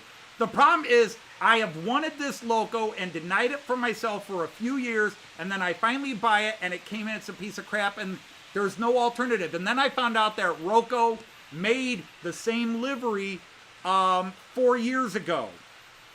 They made the same livery 4 years ago, and they never redid it.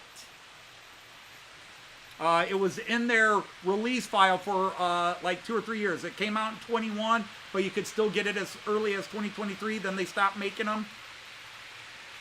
So the fact that I will now have that same livery, but as a Roco, whom I trust. Now, I'm jinxing myself. But yeah, I'm giddy right now because what has been a bad week just took a nice upturn. But that's why I do this live stream. Because there are times I'm in a bad mood, and this week was one of them where I'm in a bad mood. It's like, I don't want to go through the hassle of going on the live stream. Because if my trains act up and don't run well, I'm going to get all mad. But I always come on. Because I know you guys will make it worthwhile. You guys are special people to Joyce and me. And that's why I haven't missed a Friday stream in 262 weeks.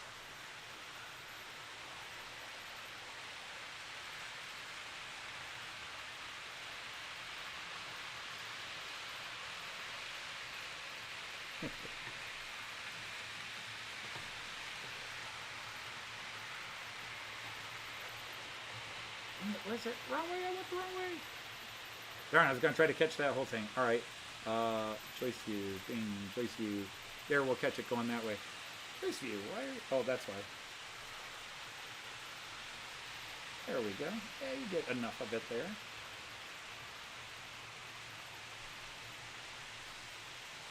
But my other thing is I just love when you get a meeting of trains where you get so many trains passing each other on a layout. It's not necessarily realistic.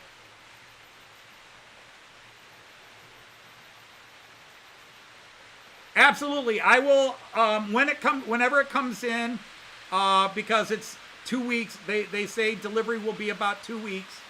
Yeah, so now I'm gonna be going 2 weeks. Come on, maybe it'll come early.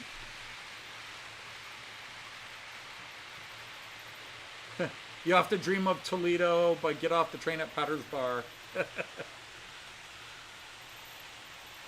In a bar in Toledo.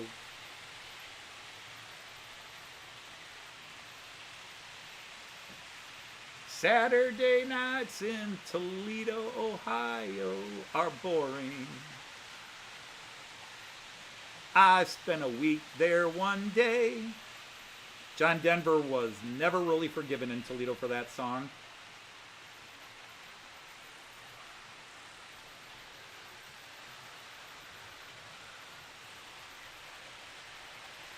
Yeah, Pete's Transport, that's what we got to do. We're going to... a train porn site, we'll call it Tender. Train porn.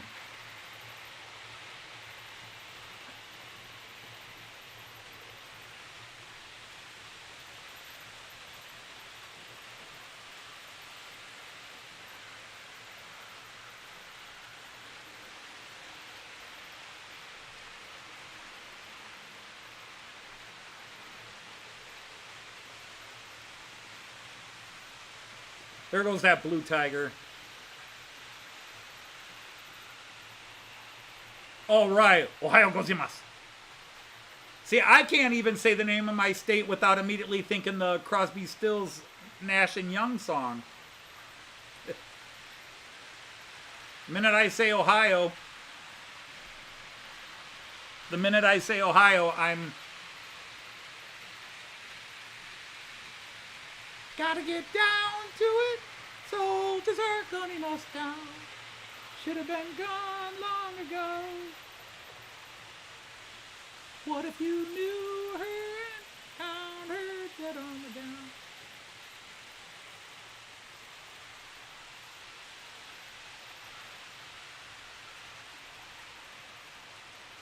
No, Clintonville.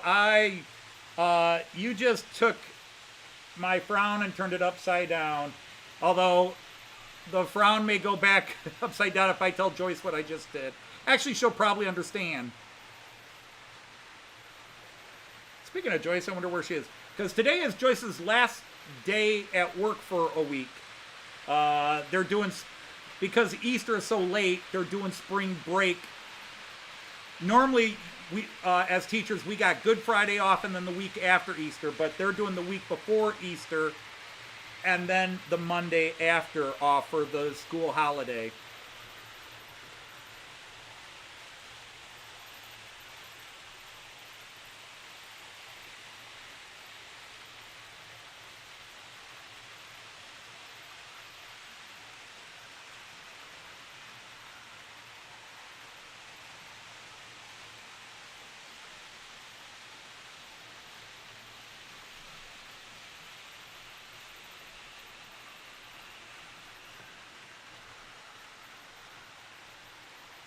2 weeks, that's Quaid! Ohio gozaimasu. And I know that because for, let's see, 2010? 2008. From 2008 to 2022, my next door neighbor was my friend Ryo Kitamura, the Japanese teacher at my school, who is also into trains.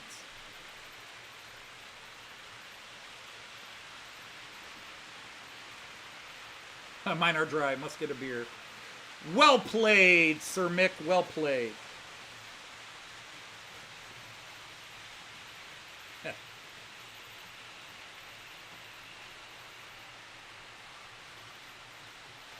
No, I've been pretty much all 7 dwarfs lately. The only one I hadn't been is happy, and right now I'm happy.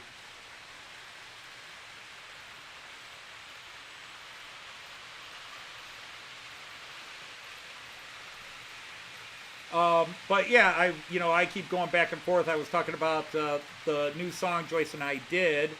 So to those that watched it and gave us such positive comments, thank you. There on Joyce's channel, we did do, the video is the same, but as always, we do outtakes, and she has a different vocal track on hers. I do a little fancier vocal track for the official video. So just to make it worth watching again, I put a slightly different, I do a different take of hers and mix it.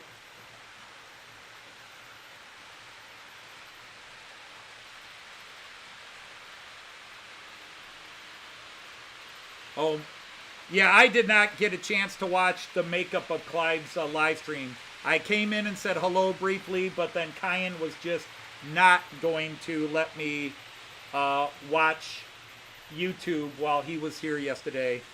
It was just adamant he was not going to.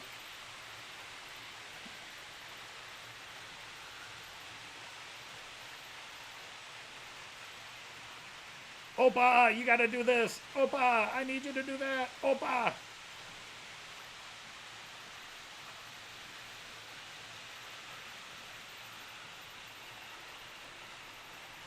But so,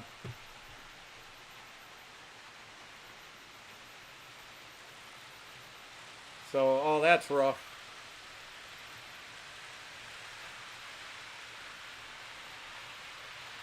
That's hard. Hopefully it cleaned up and didn't do too much damage.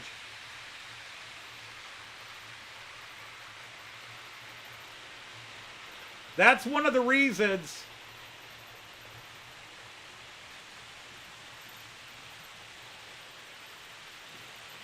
Let me go to this camera again. That's one of the reasons that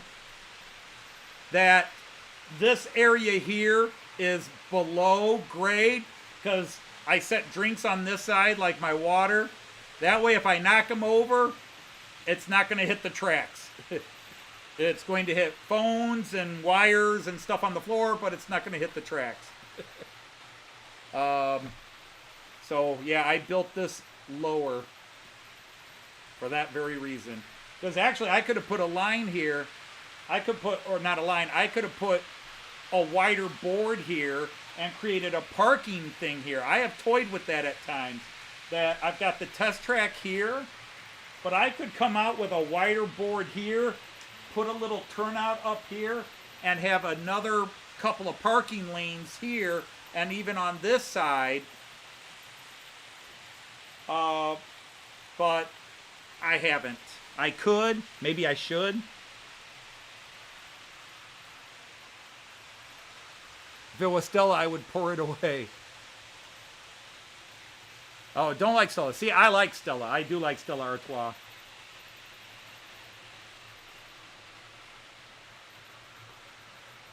Well, depending on which way I hit it, because the computer, let's go to the long view. The computer that I run all this, the live stream, is a big tower computer right here.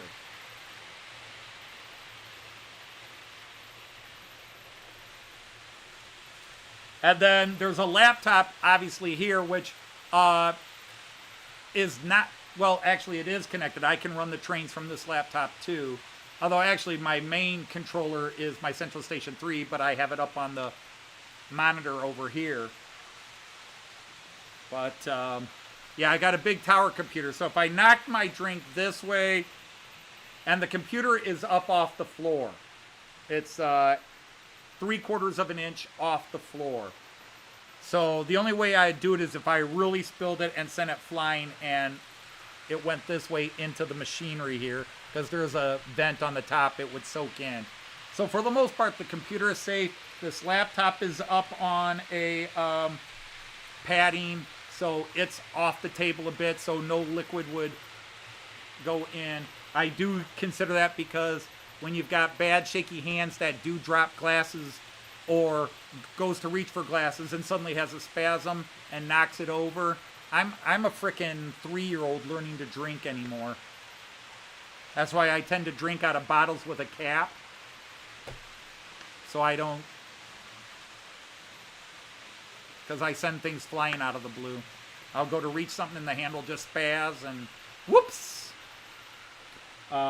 Most of the time when I pick up my trains, you'll see I tend to use 2 hands. But I have done that with a couple of passenger cars where I picked them up and the hand spasmed and the passenger car went flying. Thankfully, I haven't done it with a Loco yet. I've done it with a box with a Loco in it, but fortunately the Loco was nicely packed. Beer has no place around model trains on eBay, certainly. Oh, you found a Hereford Pills bag. Do I have one of those, Mick? Do I have one? I might. Hey, Sir Andy 81E, welcome in, welcome in. Well, you can have whatever drink you want. We don't have a rule about that. Everybody's got their taste in beer or alcohol or no alcohol. Some people are Pepsi people, and I forgive them. I'm a Coke person myself. Which is funny because my oldest child, she is a Pepsi person. And I don't know which way. I think my son is a Pepsi person too. My other daughter does not drink pop. Actually, the only pop she drinks is IBC root beer, which is damn fine root beer. I haven't had a root beer in a long time. A long time. I'm talking years. I might have to get a root beer. Cider rules. Yeah, I don't know how I feel about ciders. I really am. If I drink alcohol, it's wine, beer, or peach brandy. Hey, Sir Dirk from Southern Cross Rail System, welcome in. I am running the Blue Tiger today and thinking of you and appreciating.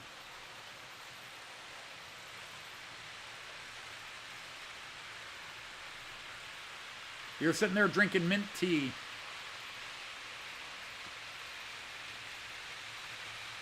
Yeah, I love that Blue Tiger. You, as I've told you before, Dirk, you totally changed my view on Mehano. Because the German guys were always telling me how bad Mehano was and never get a Mehano locomotive. Because when I was first getting into, when I was going to buy my first trains, one of the first ICEs I looked at was a Mehano, which would have been 2-rail and not 3-rail before I got talked out of it by some people I was talking to. I got talked out of it. And then you gave me this Blue Tiger, and that is just an amazing runner. It's strong. It's cool looking. I like this. See, Mehano is a company I would give another chance to, whereas Jägendorfer collection, I'm done. I will not buy another Jägendorfer.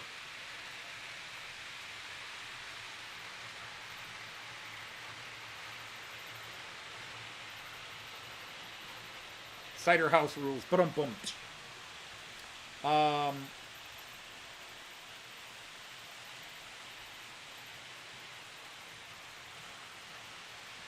There are companies I would like to try. Like, there's a company called Suit Express that just released a bunch of Class 159s, but they're pricey. But Joyce knows that if I see one while we're in Germany, I'm probably going to pick it up. Because the ACs, they're high-end AC 3-rail. But I've heard nothing but good things about Suit Express. Raymond, if you're still here, what have you heard? What do you know about Suit Express? I mean, I know about the company, but everybody I know, the German guys, MS-73, Zudbandler, these guys, they all sing the praises of these Suit Express Class 159s.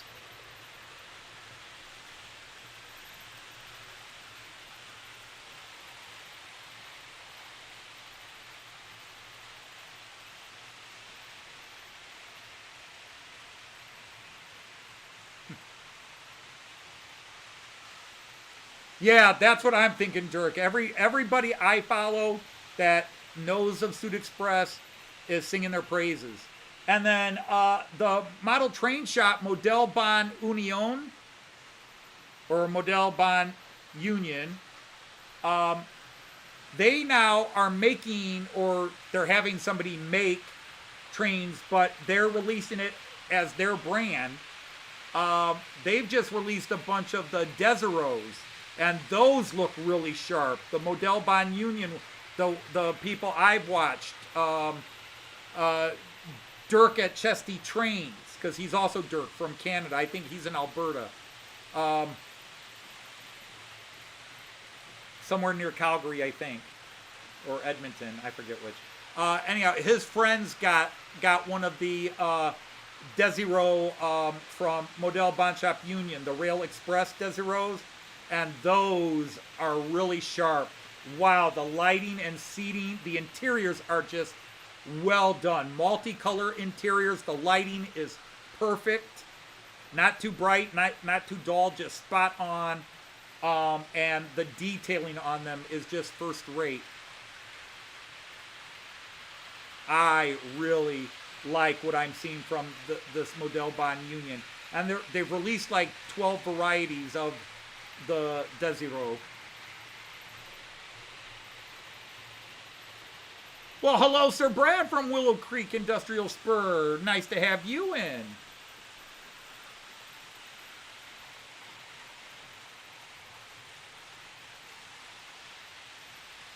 All right, Joyce should be here in a few minutes.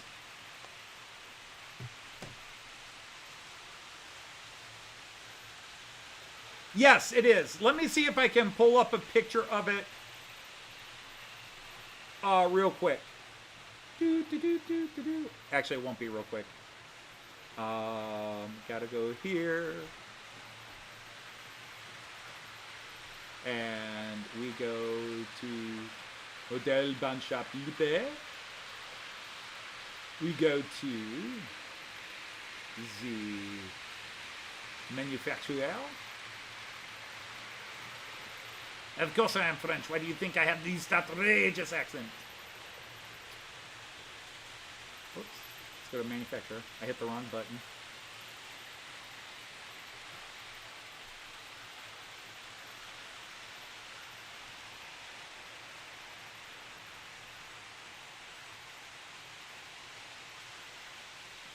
Okay, they don't sell them, so I gotta go straight to Model Banshop. All right.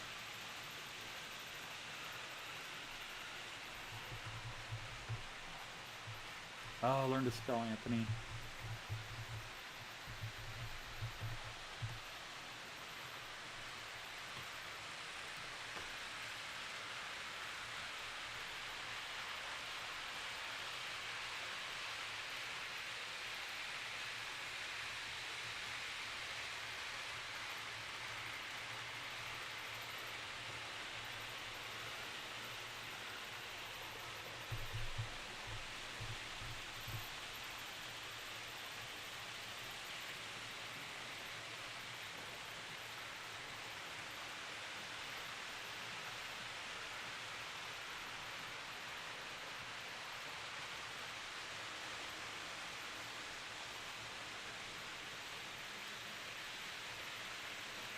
Okay, I'm going to share this screen, so please bear with me.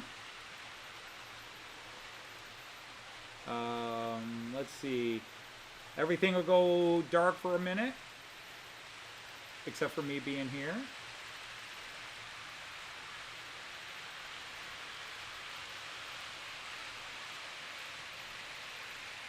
So let me see if I can shrink this screen in. But yeah, this is the Desiro.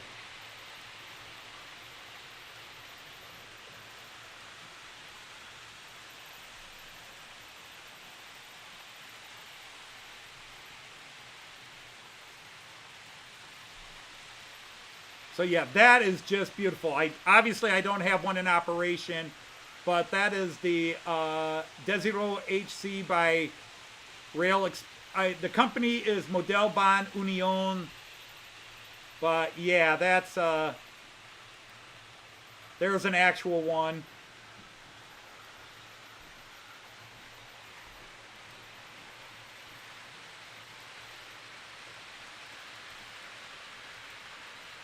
So just absolutely so many functions. This is just a beautiful, and the people that are getting it are really singing its praises.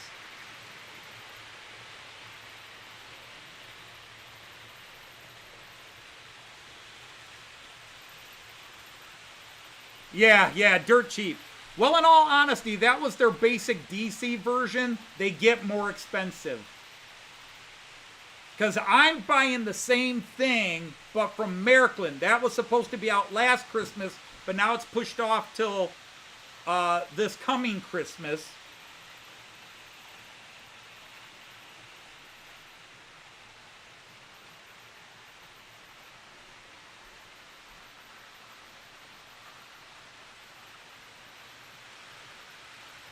And mine was, about 160 euros more than that, because I'm getting the Märklin 3-rail.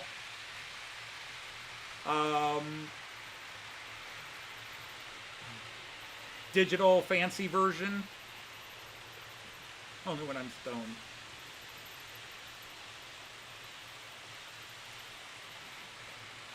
But yeah, that's a beautiful locomotive.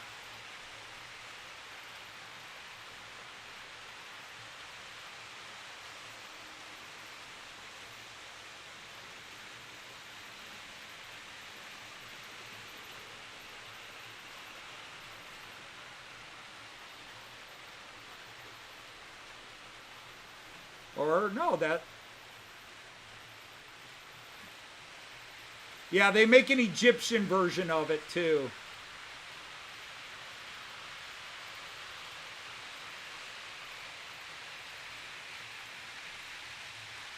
But I bought the Baden-Württemberg state version rather than the, just because it's a different color and livery rather than the Deutsche Bahn all red one.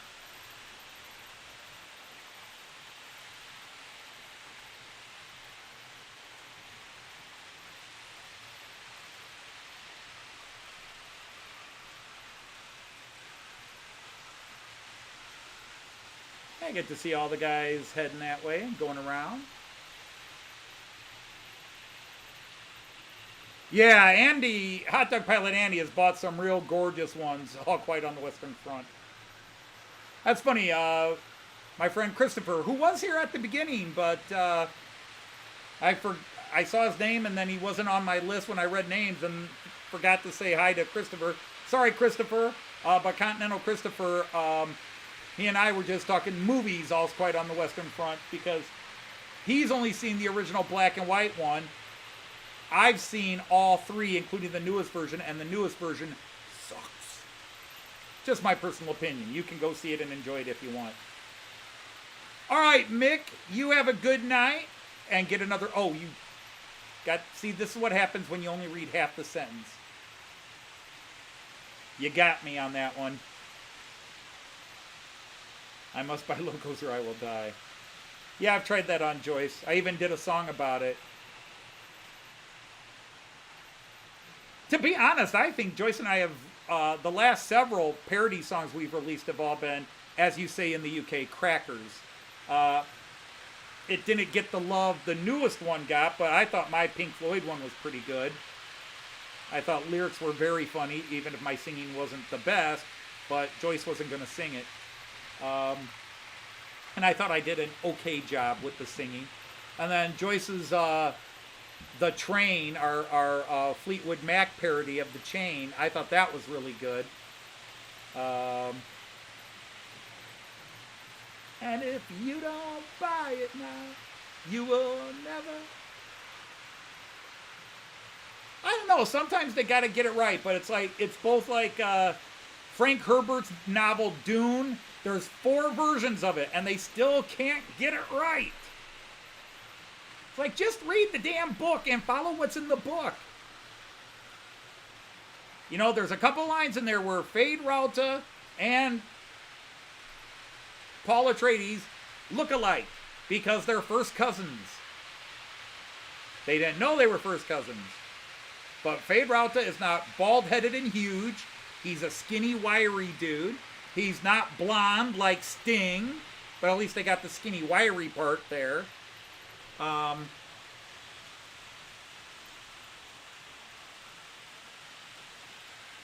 they just make up stuff. It's like, that's not in the book. Why did you add that? You know? And you've got all these people walking around on the planet Dune exposing all their face or half their face, and the book clearly states, you can't walk on the planet exposed skin, you'll die within a day. You'll fry within a few minutes and burn within a day. The Fremen and everybody wear what are called still suits, and everything except the thin slit with their eyes, which they usually cover with goggles, is covered.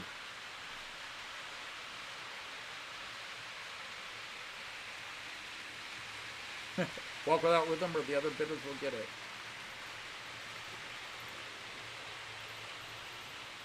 Yeah, A Night to Remember was the people that made A Night to Remember, and of course that's based on a book, which I have upstairs, because I had relatives on the Titanic. Mr. Washington Dodge, his wife and son, Master Washington Dodge, were on the Titanic. But, be that as it may,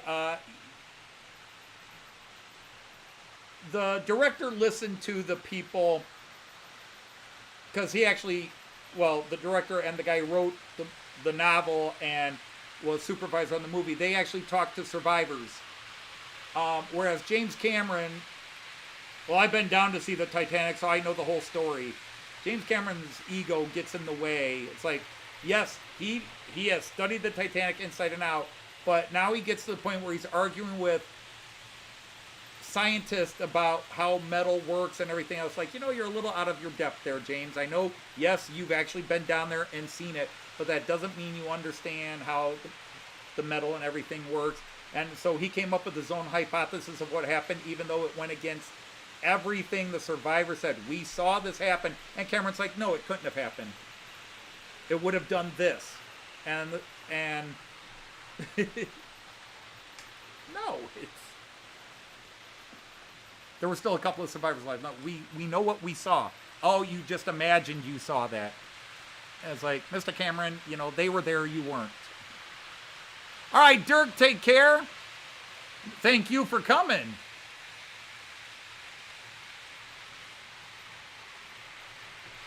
In fact, it's coming out. It's in the next National Geographic. It either just came out or it's coming out. They sent down a bunch of probes and they filmed. They did 3D filming of the entire wreckage as it is now, because they say within 40 years it'll be completely.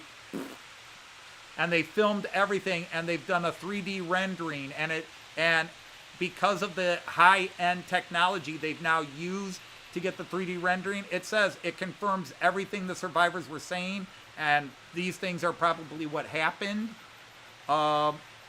They found all kinds of evidence where some people said there's no way.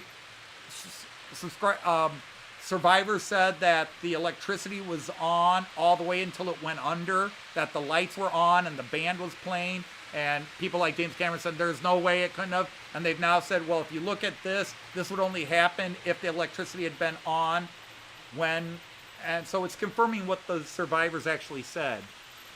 So,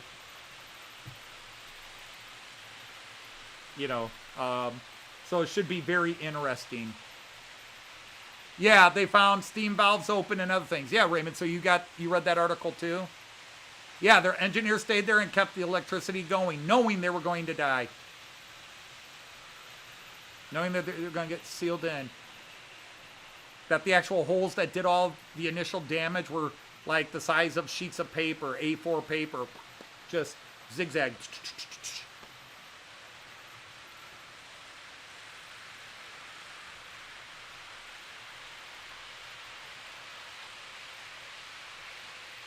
Yeah, Randall. Sadly, I won't. But we've heard those stories all the way in the past. I mean, you go back to the 50s and 60s, and you'll hear stories from actors that were in soap operas or movies, and people would walk up to them and slap them like, "How could you do that to Tracy?" Tracy's a character in the soap opera. I'm just an actor. She's just an actress. I didn't do anything. They get a little too caught up in it. So it doesn't have to be just social media. There are just some people, they themselves have trouble distinguishing fiction from reality. Social media just makes those people more obvious. In the old days, they had to go to the movie theater and then see the actor on the streets. Now, in social media, you can go straight to social media and post what you. Yeah, Raymond, I went through a period where I was obsessed with the Titanic. I think a lot of people do. Dinosaurs. I was always into military stuff, so I went through all the wars. I still love to talk World War I military. Christopher and I like to banter back and forth because being an American, I tend to have a much more negative view of British High Command during World War I, where Christopher tends to be a little more forgiving of British High Command during World War I.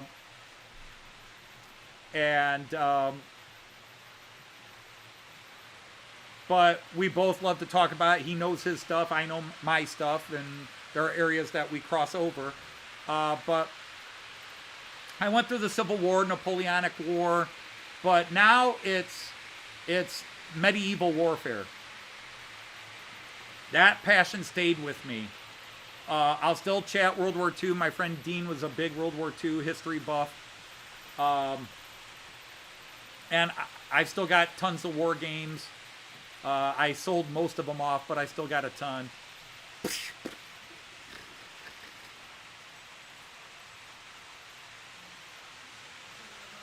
Well, hi, wifey poo. Call me sweetheart now. You may not call me sweetheart in about 5 minutes. Ruh-oh. Ruh-roh. Ruh-roh. Or were you listening in? Okay. Watch this.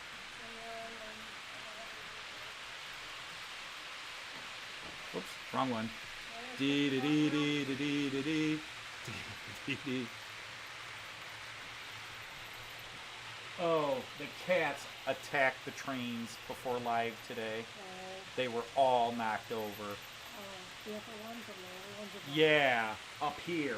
So somehow they hopped up and they must have tried to hop up and missed. There's it's like she watched one of them just got straight up from the sky up. Huh. So Well, they jump up that high. they need to be electrocuted. Well, if anything, they might be going from there to there, but this was up here. I had 3 trains over here, and they nailed them off. Okay. So they Sorry. must have. Yeah. Anyhow, oops, Yeah. a little too low. Yeah. Sorry, dear. Well, you're on vacation for a week, so you can cheer up. Yeah. Oh, you look tired. Yeah, exactly. You look tired.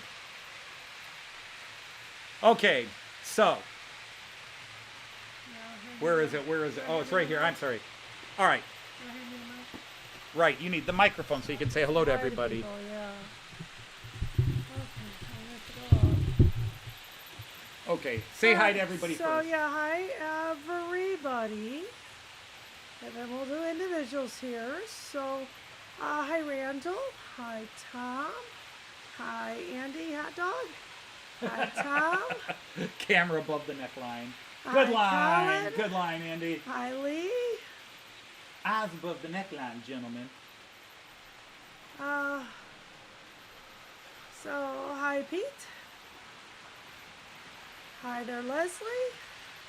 Hi Mick.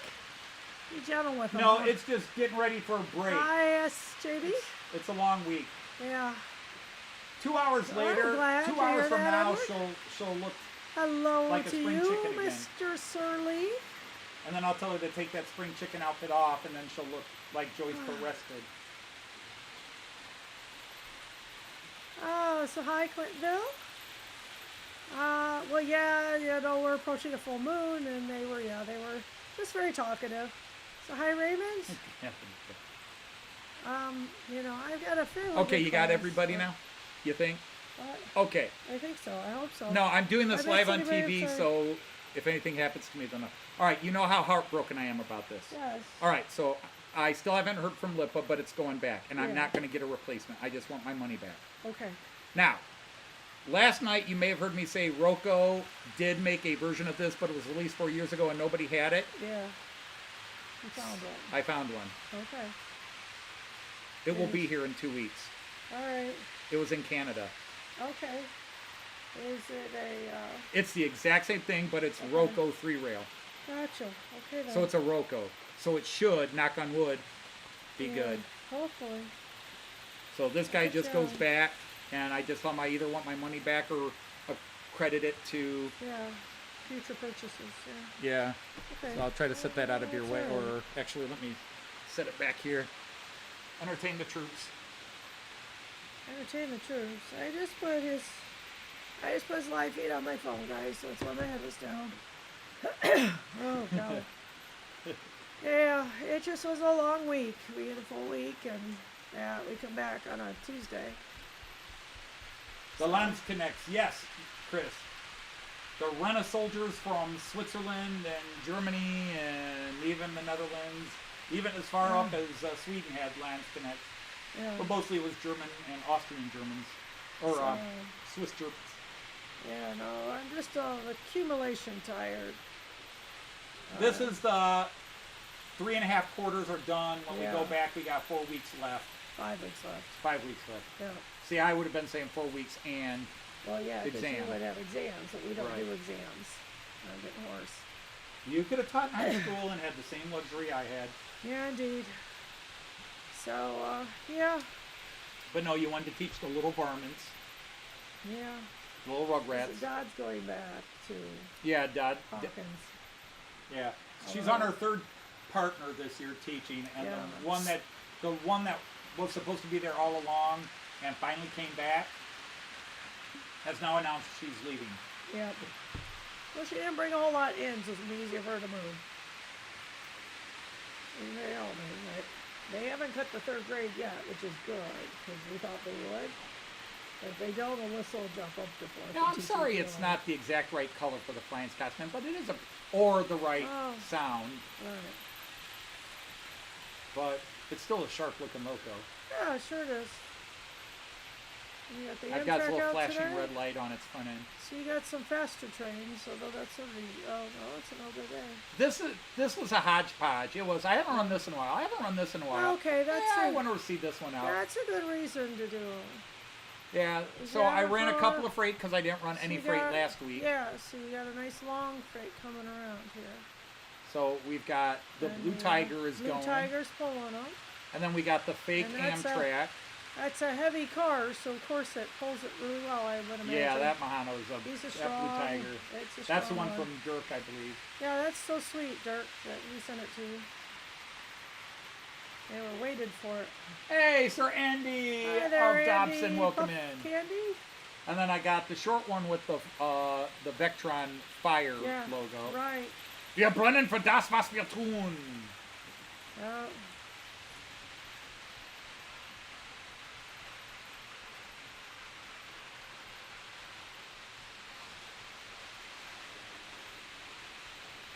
And then we got an ICE-2 running. I like the burgers out, I assume you'll just fine, but Yeah. yeah. Yeah, I don't think They I want to still might open be the a grill little- up. Oh, little we're still out of cold. gas for grill, so I'll just fry them. Yeah. They might still be a little frozen, they're not the last That they fry up fine. Yeah. On a grill, I can cook them straight out of the freezer. Yeah, I know. The hardest part is getting I them think apart. this weekend though, let's get some more. Yeah, we can go get some more gas. Yeah. We'll get some chili and get some gas. So yeah, and then I'm running the Austrian ICEC that we rode Right. Yeah. with the woman who will not shut up. Right. Oh, I am just such a marvelous teacher. My students have done all these wonderful things. Yeah. 4.5 hours of that. 4.5 hours of it. Her yeah. poor colleague could not I get a word in did not edgewise. understand half of what she was saying, but I sure understood enough to know exactly what she was Sane. doing. Yes. Yeah. Oh, you went up to 34. Okay, 33. Sorry. You're very froggy. Yeah, yeah. I don't know if it'll hit me tonight or not. All right, Leslie, you take care of yourself. All right, good night, Sir Leslie. Thank you very much. Eric, absolutely that's what it was about. Yes, he wanted witnesses. I wanted witnesses. All right, you saw, I knew. And you if I wanted it, mysteriously don't show up for tomorrow's live stream, so you know why. like I said, I expect to have a co-star, at least at the start of the live stream tomorrow. Oh? Oh, he's Yeah, not that's going to right. go to bed at 8 o'clock. No, he's not. Yeah, you could have Kai down here. Check the patio. When was the last time, has Kai ever spent the night away from his parents? I don't think so. This will be his first. I think He it's is not his going to be a first happy time. camper. No, he's not. He was not Might have to get impressed when rubber I sheets asked out. him to. I don't know, he didn't seem real happy when he asked how much bed he wanted. But we're gonna do the outside bed. I'm gonna hit the Yeah. dollar store over the weekend. Well, I have a hunch he's either going to wind up in our bed or Well, Liz's bed. He would fit. Although he might be happy. Yeah, with but he'd get Liz. crushed. Between us? Roll over. No, I wouldn't think so. Oh no! He made him get it after you sent him the link. Well, I typed in, I said, I'm looking for this Loco. Gotcha. And mentioned I had looked everywhere in Europe, Gotcha. which I had done. Yeah, you hadn't looked in Canada. I didn't look in Canada. Right. Thank you, Canada. Go figure. We still love you, Canada. And even the site, he found it, I would have never checked. You got a teaching question? Uh-oh. Okay, go.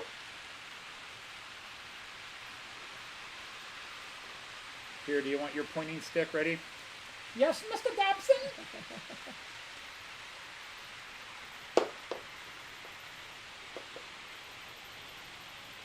Why does 2 and 2 make 5? 2 and 2 do not make 5. Because somebody at the orgy didn't wear protection. Yeah, that's about it. Oh, there's Lynn. There's Lindy. Yeah. So a couple of nights without Christopher and a few nights not at home. But Right, all those right. times we're at the same hotel. But he always had mom and dad there, right? All right. Do you want to say hi to Kai? Oh, yeah, we got to say hi to Kai. Hey, Lindy. If you're new to the I stream, thought plug I'd your get ears. some pool noodles and put them on the Ready? feet.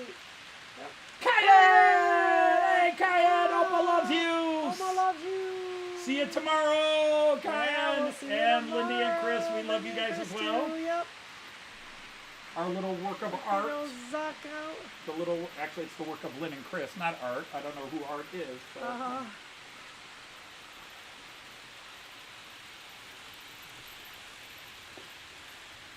Oh, yeah, I think when he gets a little older, he will. Right now, though, I think it's going to be a little scary. You know, new bed, and he certainly loves his Opa, that's no question. And his Oma. No, that's just it, Andy. He may not zonk out. Yeah. Well, he will eventually. He will eventually, but... Yeah. Oh, I love staying with my Grandpa Dodge. Yeah, absolutely. I would go not every month, but probably every other month, and then in the summer I'd go for a week here and a week there, sometimes 2 weeks. Shot of brandy or whiskey for my grandkids. I think we'd get shot. Even my daughter doesn't drink whiskey or brandy, so yeah. Right. Oh, we just gave him a little NyQuil to put him out. Might be the last time we saw him. Could be.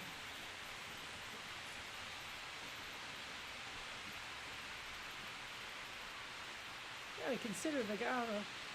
He's got his teddy or whatever, he'll be fine. Yeah, he's a little nervous. But Well, he's you know, getting he knows accustomed the to it. Yeah, house. that's good. He Yeah, knows the house. We're everything just here. trying to figure out whose bed he's going to... Is he going to go across to Liz's? Or he might wind up sleeping on the couch, you know, because Liz will be up late Yeah, that's playing true. games. So he'll be sitting with Liz, watching her play games, or trying to talk Liz into coming down here to play the game he likes to play Right. on her TV down here. Oh, hi, Eric. Hey, Sir Eric, welcome So I in, was my gonna get friend. some pool noodles. I assume I can find them now. And put them under the... Oh, Walmart? You figure a Walmart run or Inside Out? I'm going to try a dollar store, actually. Oh, the dollar store, okay. Yeah. That one might be 50-50 at this time of year, but... Yeah, indeed.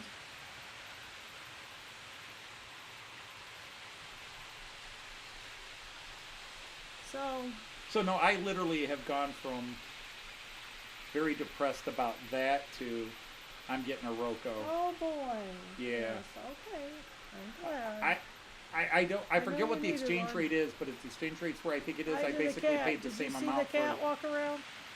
one of them just came down and went that Gotcha. way. Okay. Oh, there are tons of cat nails on the floor here where Well, they we shed do them. lose them, yeah. Yeah. Need to sweep and vacuum down here. Yep. Especially, there's a ton of cat hair flying around over there. Yeah.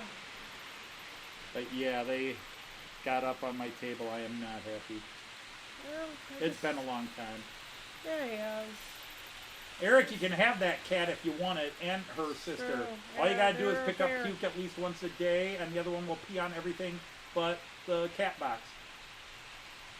I use pee pads. That works as long as she's not on the living room. As long as you don't have a rug anywhere, Rug. she'll use these. They're actually doggy trainers, but the cat uses them. She's decided that's an okay alternative. And yeah, they since her last attack on the rug, our new rug, after nailing it about 6 or 7 times at least, they've been banned from the living room. We've got a sliding door, and so they have no clue. All they know is They keep walking up to that door. Why can't we go Well, in you're there? not allowed to have pets. Trust me, you don't want these ones anyway. Not allowed to have pets. Oh, I wish I had that rule. I tried to have that rule and I got outvoted. I wanted a dog. I got sweet talk. And I said no to a dog and you said, well then cats. And then you and Liz started looking at cats. And you decided you wanted a bonded pair. Which I think made things worse. We should have gotten the kittens. Yeah, we probably should have gotten the little kittens. Could have trained them a little better. These two were Yeah, 2 they years would- feral, and I think they just They learned wouldn't bad have habits. they like They us don't more. they don't like men. They do not like men. That was something getting knocked. What did they hit? One of my. That's just if you lose a camera. Let me see. That Wolfers, one's in no place. That trouble, one's in yeah. place. That one. We have bad luck with our dogs and cats. Just our dog Storm was an absolute sweetheart, but she had allergies. So she was on expensive prescription food, and I gave her a shot once a month. She was allergic to grass. She was allergic to everything. That's not real handy for a dog. They could just put a box or something over there. There's plenty of things under the table. Okay. Yeah, that camera. They nailed it earlier. I'd straightened it out before. Well, you're here. Hang on. You can tell me when I get this straight. Okay. Oh, don't go that way, you idiot! Oh, is that what she hit? Did she hit underneath? Nope, they're both good. Yeah, okay. She came around from that side and then ran toward to go under Oh, the HO side. danger, danger. Human must run. See, this is one where they keep bumping the wire and it pulls it the other way. All right, is the whole curve in line now? Yeah, I think I Yeah, can see from you here. got the Okay, whole and curve. it's straighter, more level. Yeah, I think so. Oh, there she goes, running Yeah, upstairs. she went upstairs again. So, yeah, these cats are on prescription food too. Oh yeah, the last several pets we've had have all The, been special diets, most expensive food. The first cat we had was fat, but beyond that, she had no problems. I love dogs. I don't have a problem with the idea of having a dog in and of itself, other than they crap all over the yard, and we have a dog run that I built for our last dog, and so they tend to pee in the same area on the run, and they just wipe out the yard there. And then of course they crap, and sometimes you miss one of the piles while you're mowing, and oops. And we just, every time we get a pet, they're allergic to something drastic. They have to have special diet food, and we're constantly having to spend a ton of money at the vets. They just, when I was a kid and we had a dog, we gave them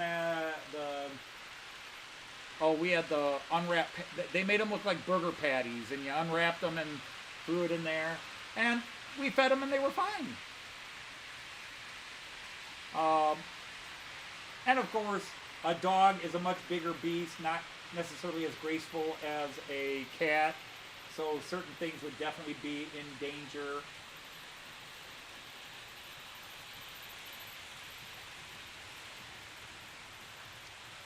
I'd be trying to figure out where to put cat boxes.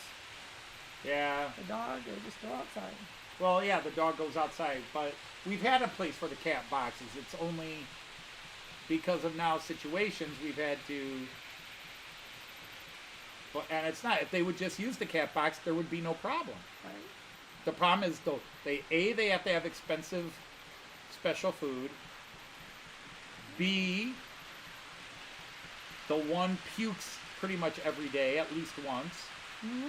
And C, the other one pees on everything except Hi, where Mark. she should pee. Hey, Mark from Zantec. Howdy, hi. Hello. It's late where you are. It's getting late where we are. So, yeah, dinner is I'm frying some burgers, which is cool. Yeah. I love pets, especially with brown sauce. Oh, buddy. Oh, The problem is that that's actually a bone of contention in the house. Is What to do about them? what to do about the cats? Because Yeah. even Joyce has finally conceded she wants them gone, but nobody will take them. Nobody will take them. Yeah, we can't even drop them off at the Humane Center. They won't take cats that pee out of the box. Yeah, we can't. Yeah, see, we got lied to by the rescue center. We got are them just from. 100% stuck with them. We got lied to by the rescue center. Like, oh yeah, normal food, and neither one has any issues. Bull crap. Yep. Should sue them for false advertising. Popped in after visiting the train club. Oh, okay. that's cool. Yeah, Now you got your other train club. right. I gotta come up with a topic for tomorrow night's show. Okay, I'll work on it. And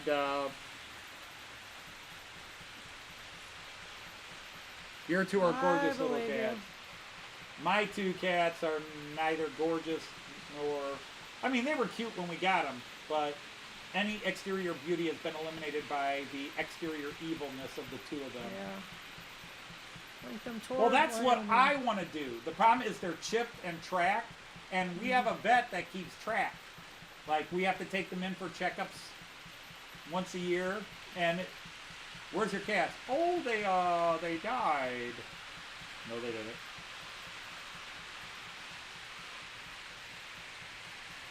They can be tracked. Joyce wants to make them outside cats. Just open the screen door, throw them out, and then maybe put something out there. And my problem is, I grew up with cats in the neighborhood that got into the garbage, got into everything, tore everything up on our property, and we didn't own cats, and yet we had to deal with all these cat problems. I hate to do that to the neighbors. We already got a bunch of feral cats in our neighborhood. Oh. Bergen is a great hunter of your feet. And yeah, if I did that one, Andy, I would be disowned by everybody in the family. I would never be forgiven. There's family relationships that have to be maintained.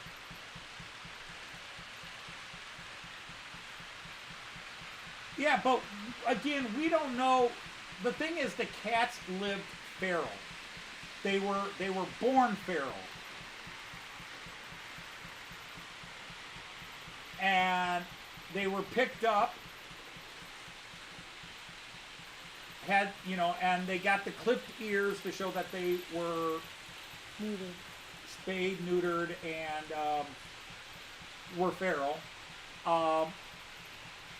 And they were then adopted by a man, and they lived with a man for a year, and then he dropped dead on them.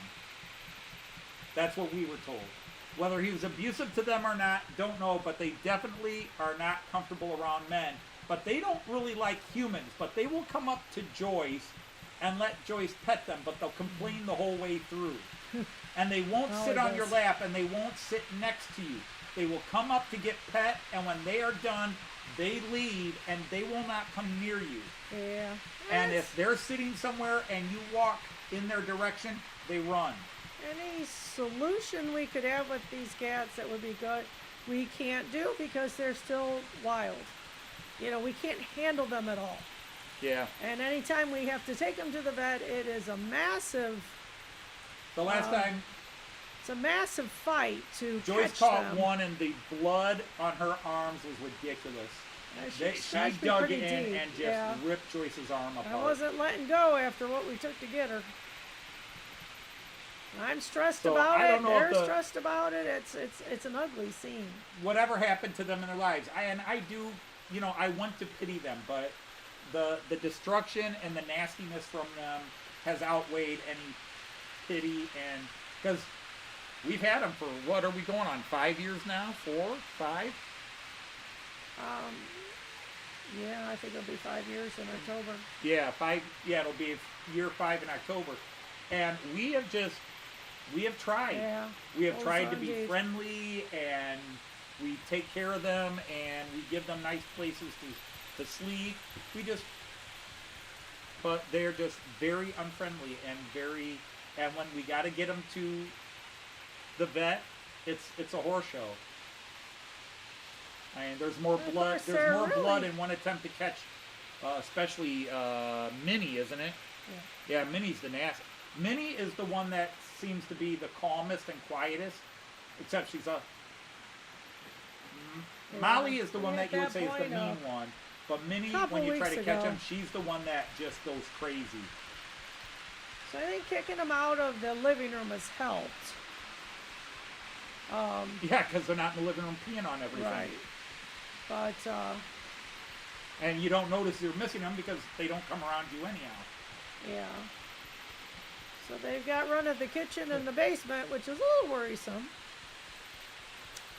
And we had a cat for 20 years that we loved. Yeah. Sabina had a very interesting personality. She wasn't necessarily friendly herself, although her last few years she and I bonded really well. Yeah. She and I were buddies. Even if I didn't Yeah. want to be buddies, she and I were buddies. That's But we right. had Sabina for 20 years. And in the middle of that, we had Storm for 15 years. Right. Our kids grew up with the same cat and the same dog that entire period. Raven to the beach. So I'd love to have great stories of, oh, we took our cats here and we did this with our cats, or our cats were funny. Here's a...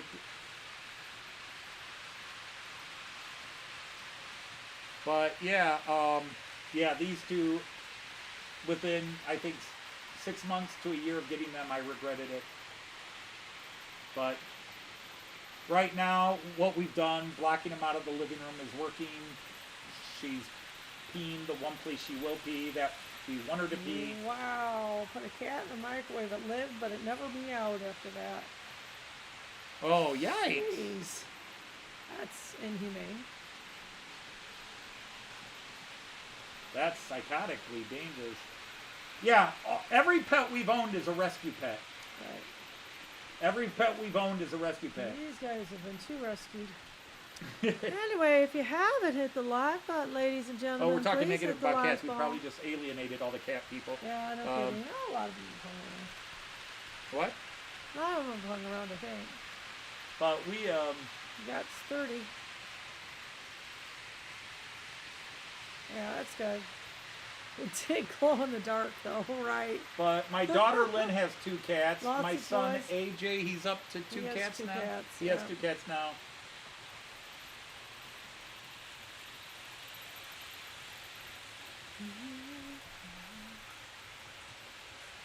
So I had grandcats for a long time, but no grandkids.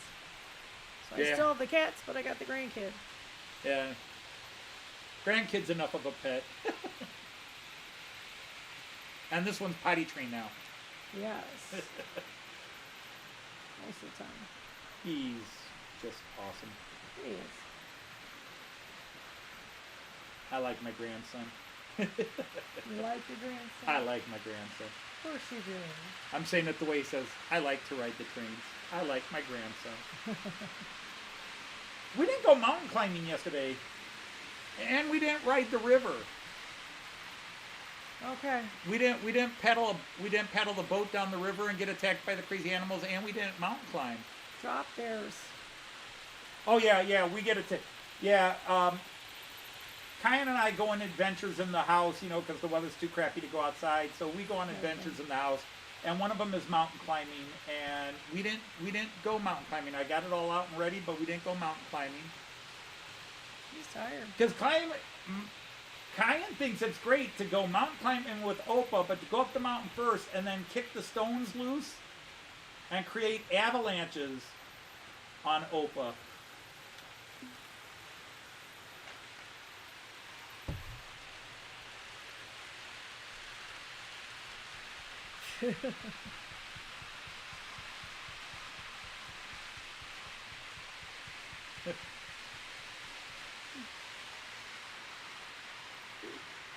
But I'm still mad that video got that many dislikes. Which one's that? The one where the short I put up of Kyan, that Christopher film when they took him on the train ride. That's right. Little 2-year-old boy, Kyan, what do you think of the train? I like to ride the train. 10 dislikes. Really? Wow. How rotten do you have to be to just hate on The little guy. a 2-year-old? On Say a that. train. Yeah. Feed a cat on corn and it's delicious. You're just going to keep running those cat eating jokes into the ground. Yeah, I don't think we're scaring people off.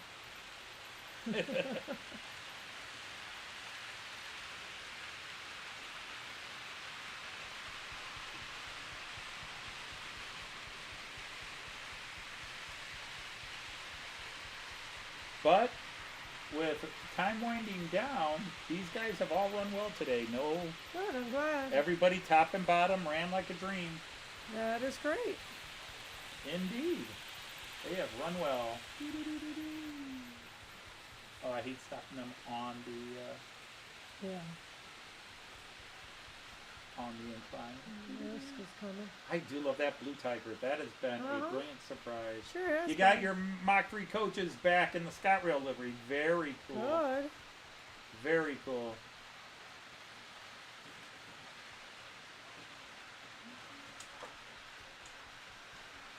And then Amtrak ICE3 done.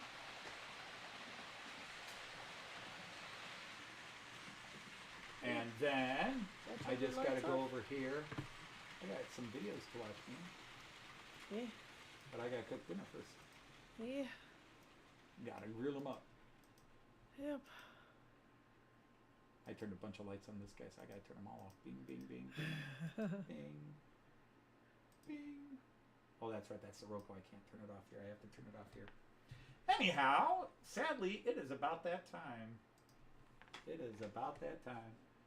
Sometimes the people are just mad at the... Yeah, whatever. They just think it's funny. All right, everybody. It is that time once again. Yes, We it have is. to call it an evening. And it's an evening. It's an evening. It's an evening here. Mhm. 6 o'clock. It's now evening.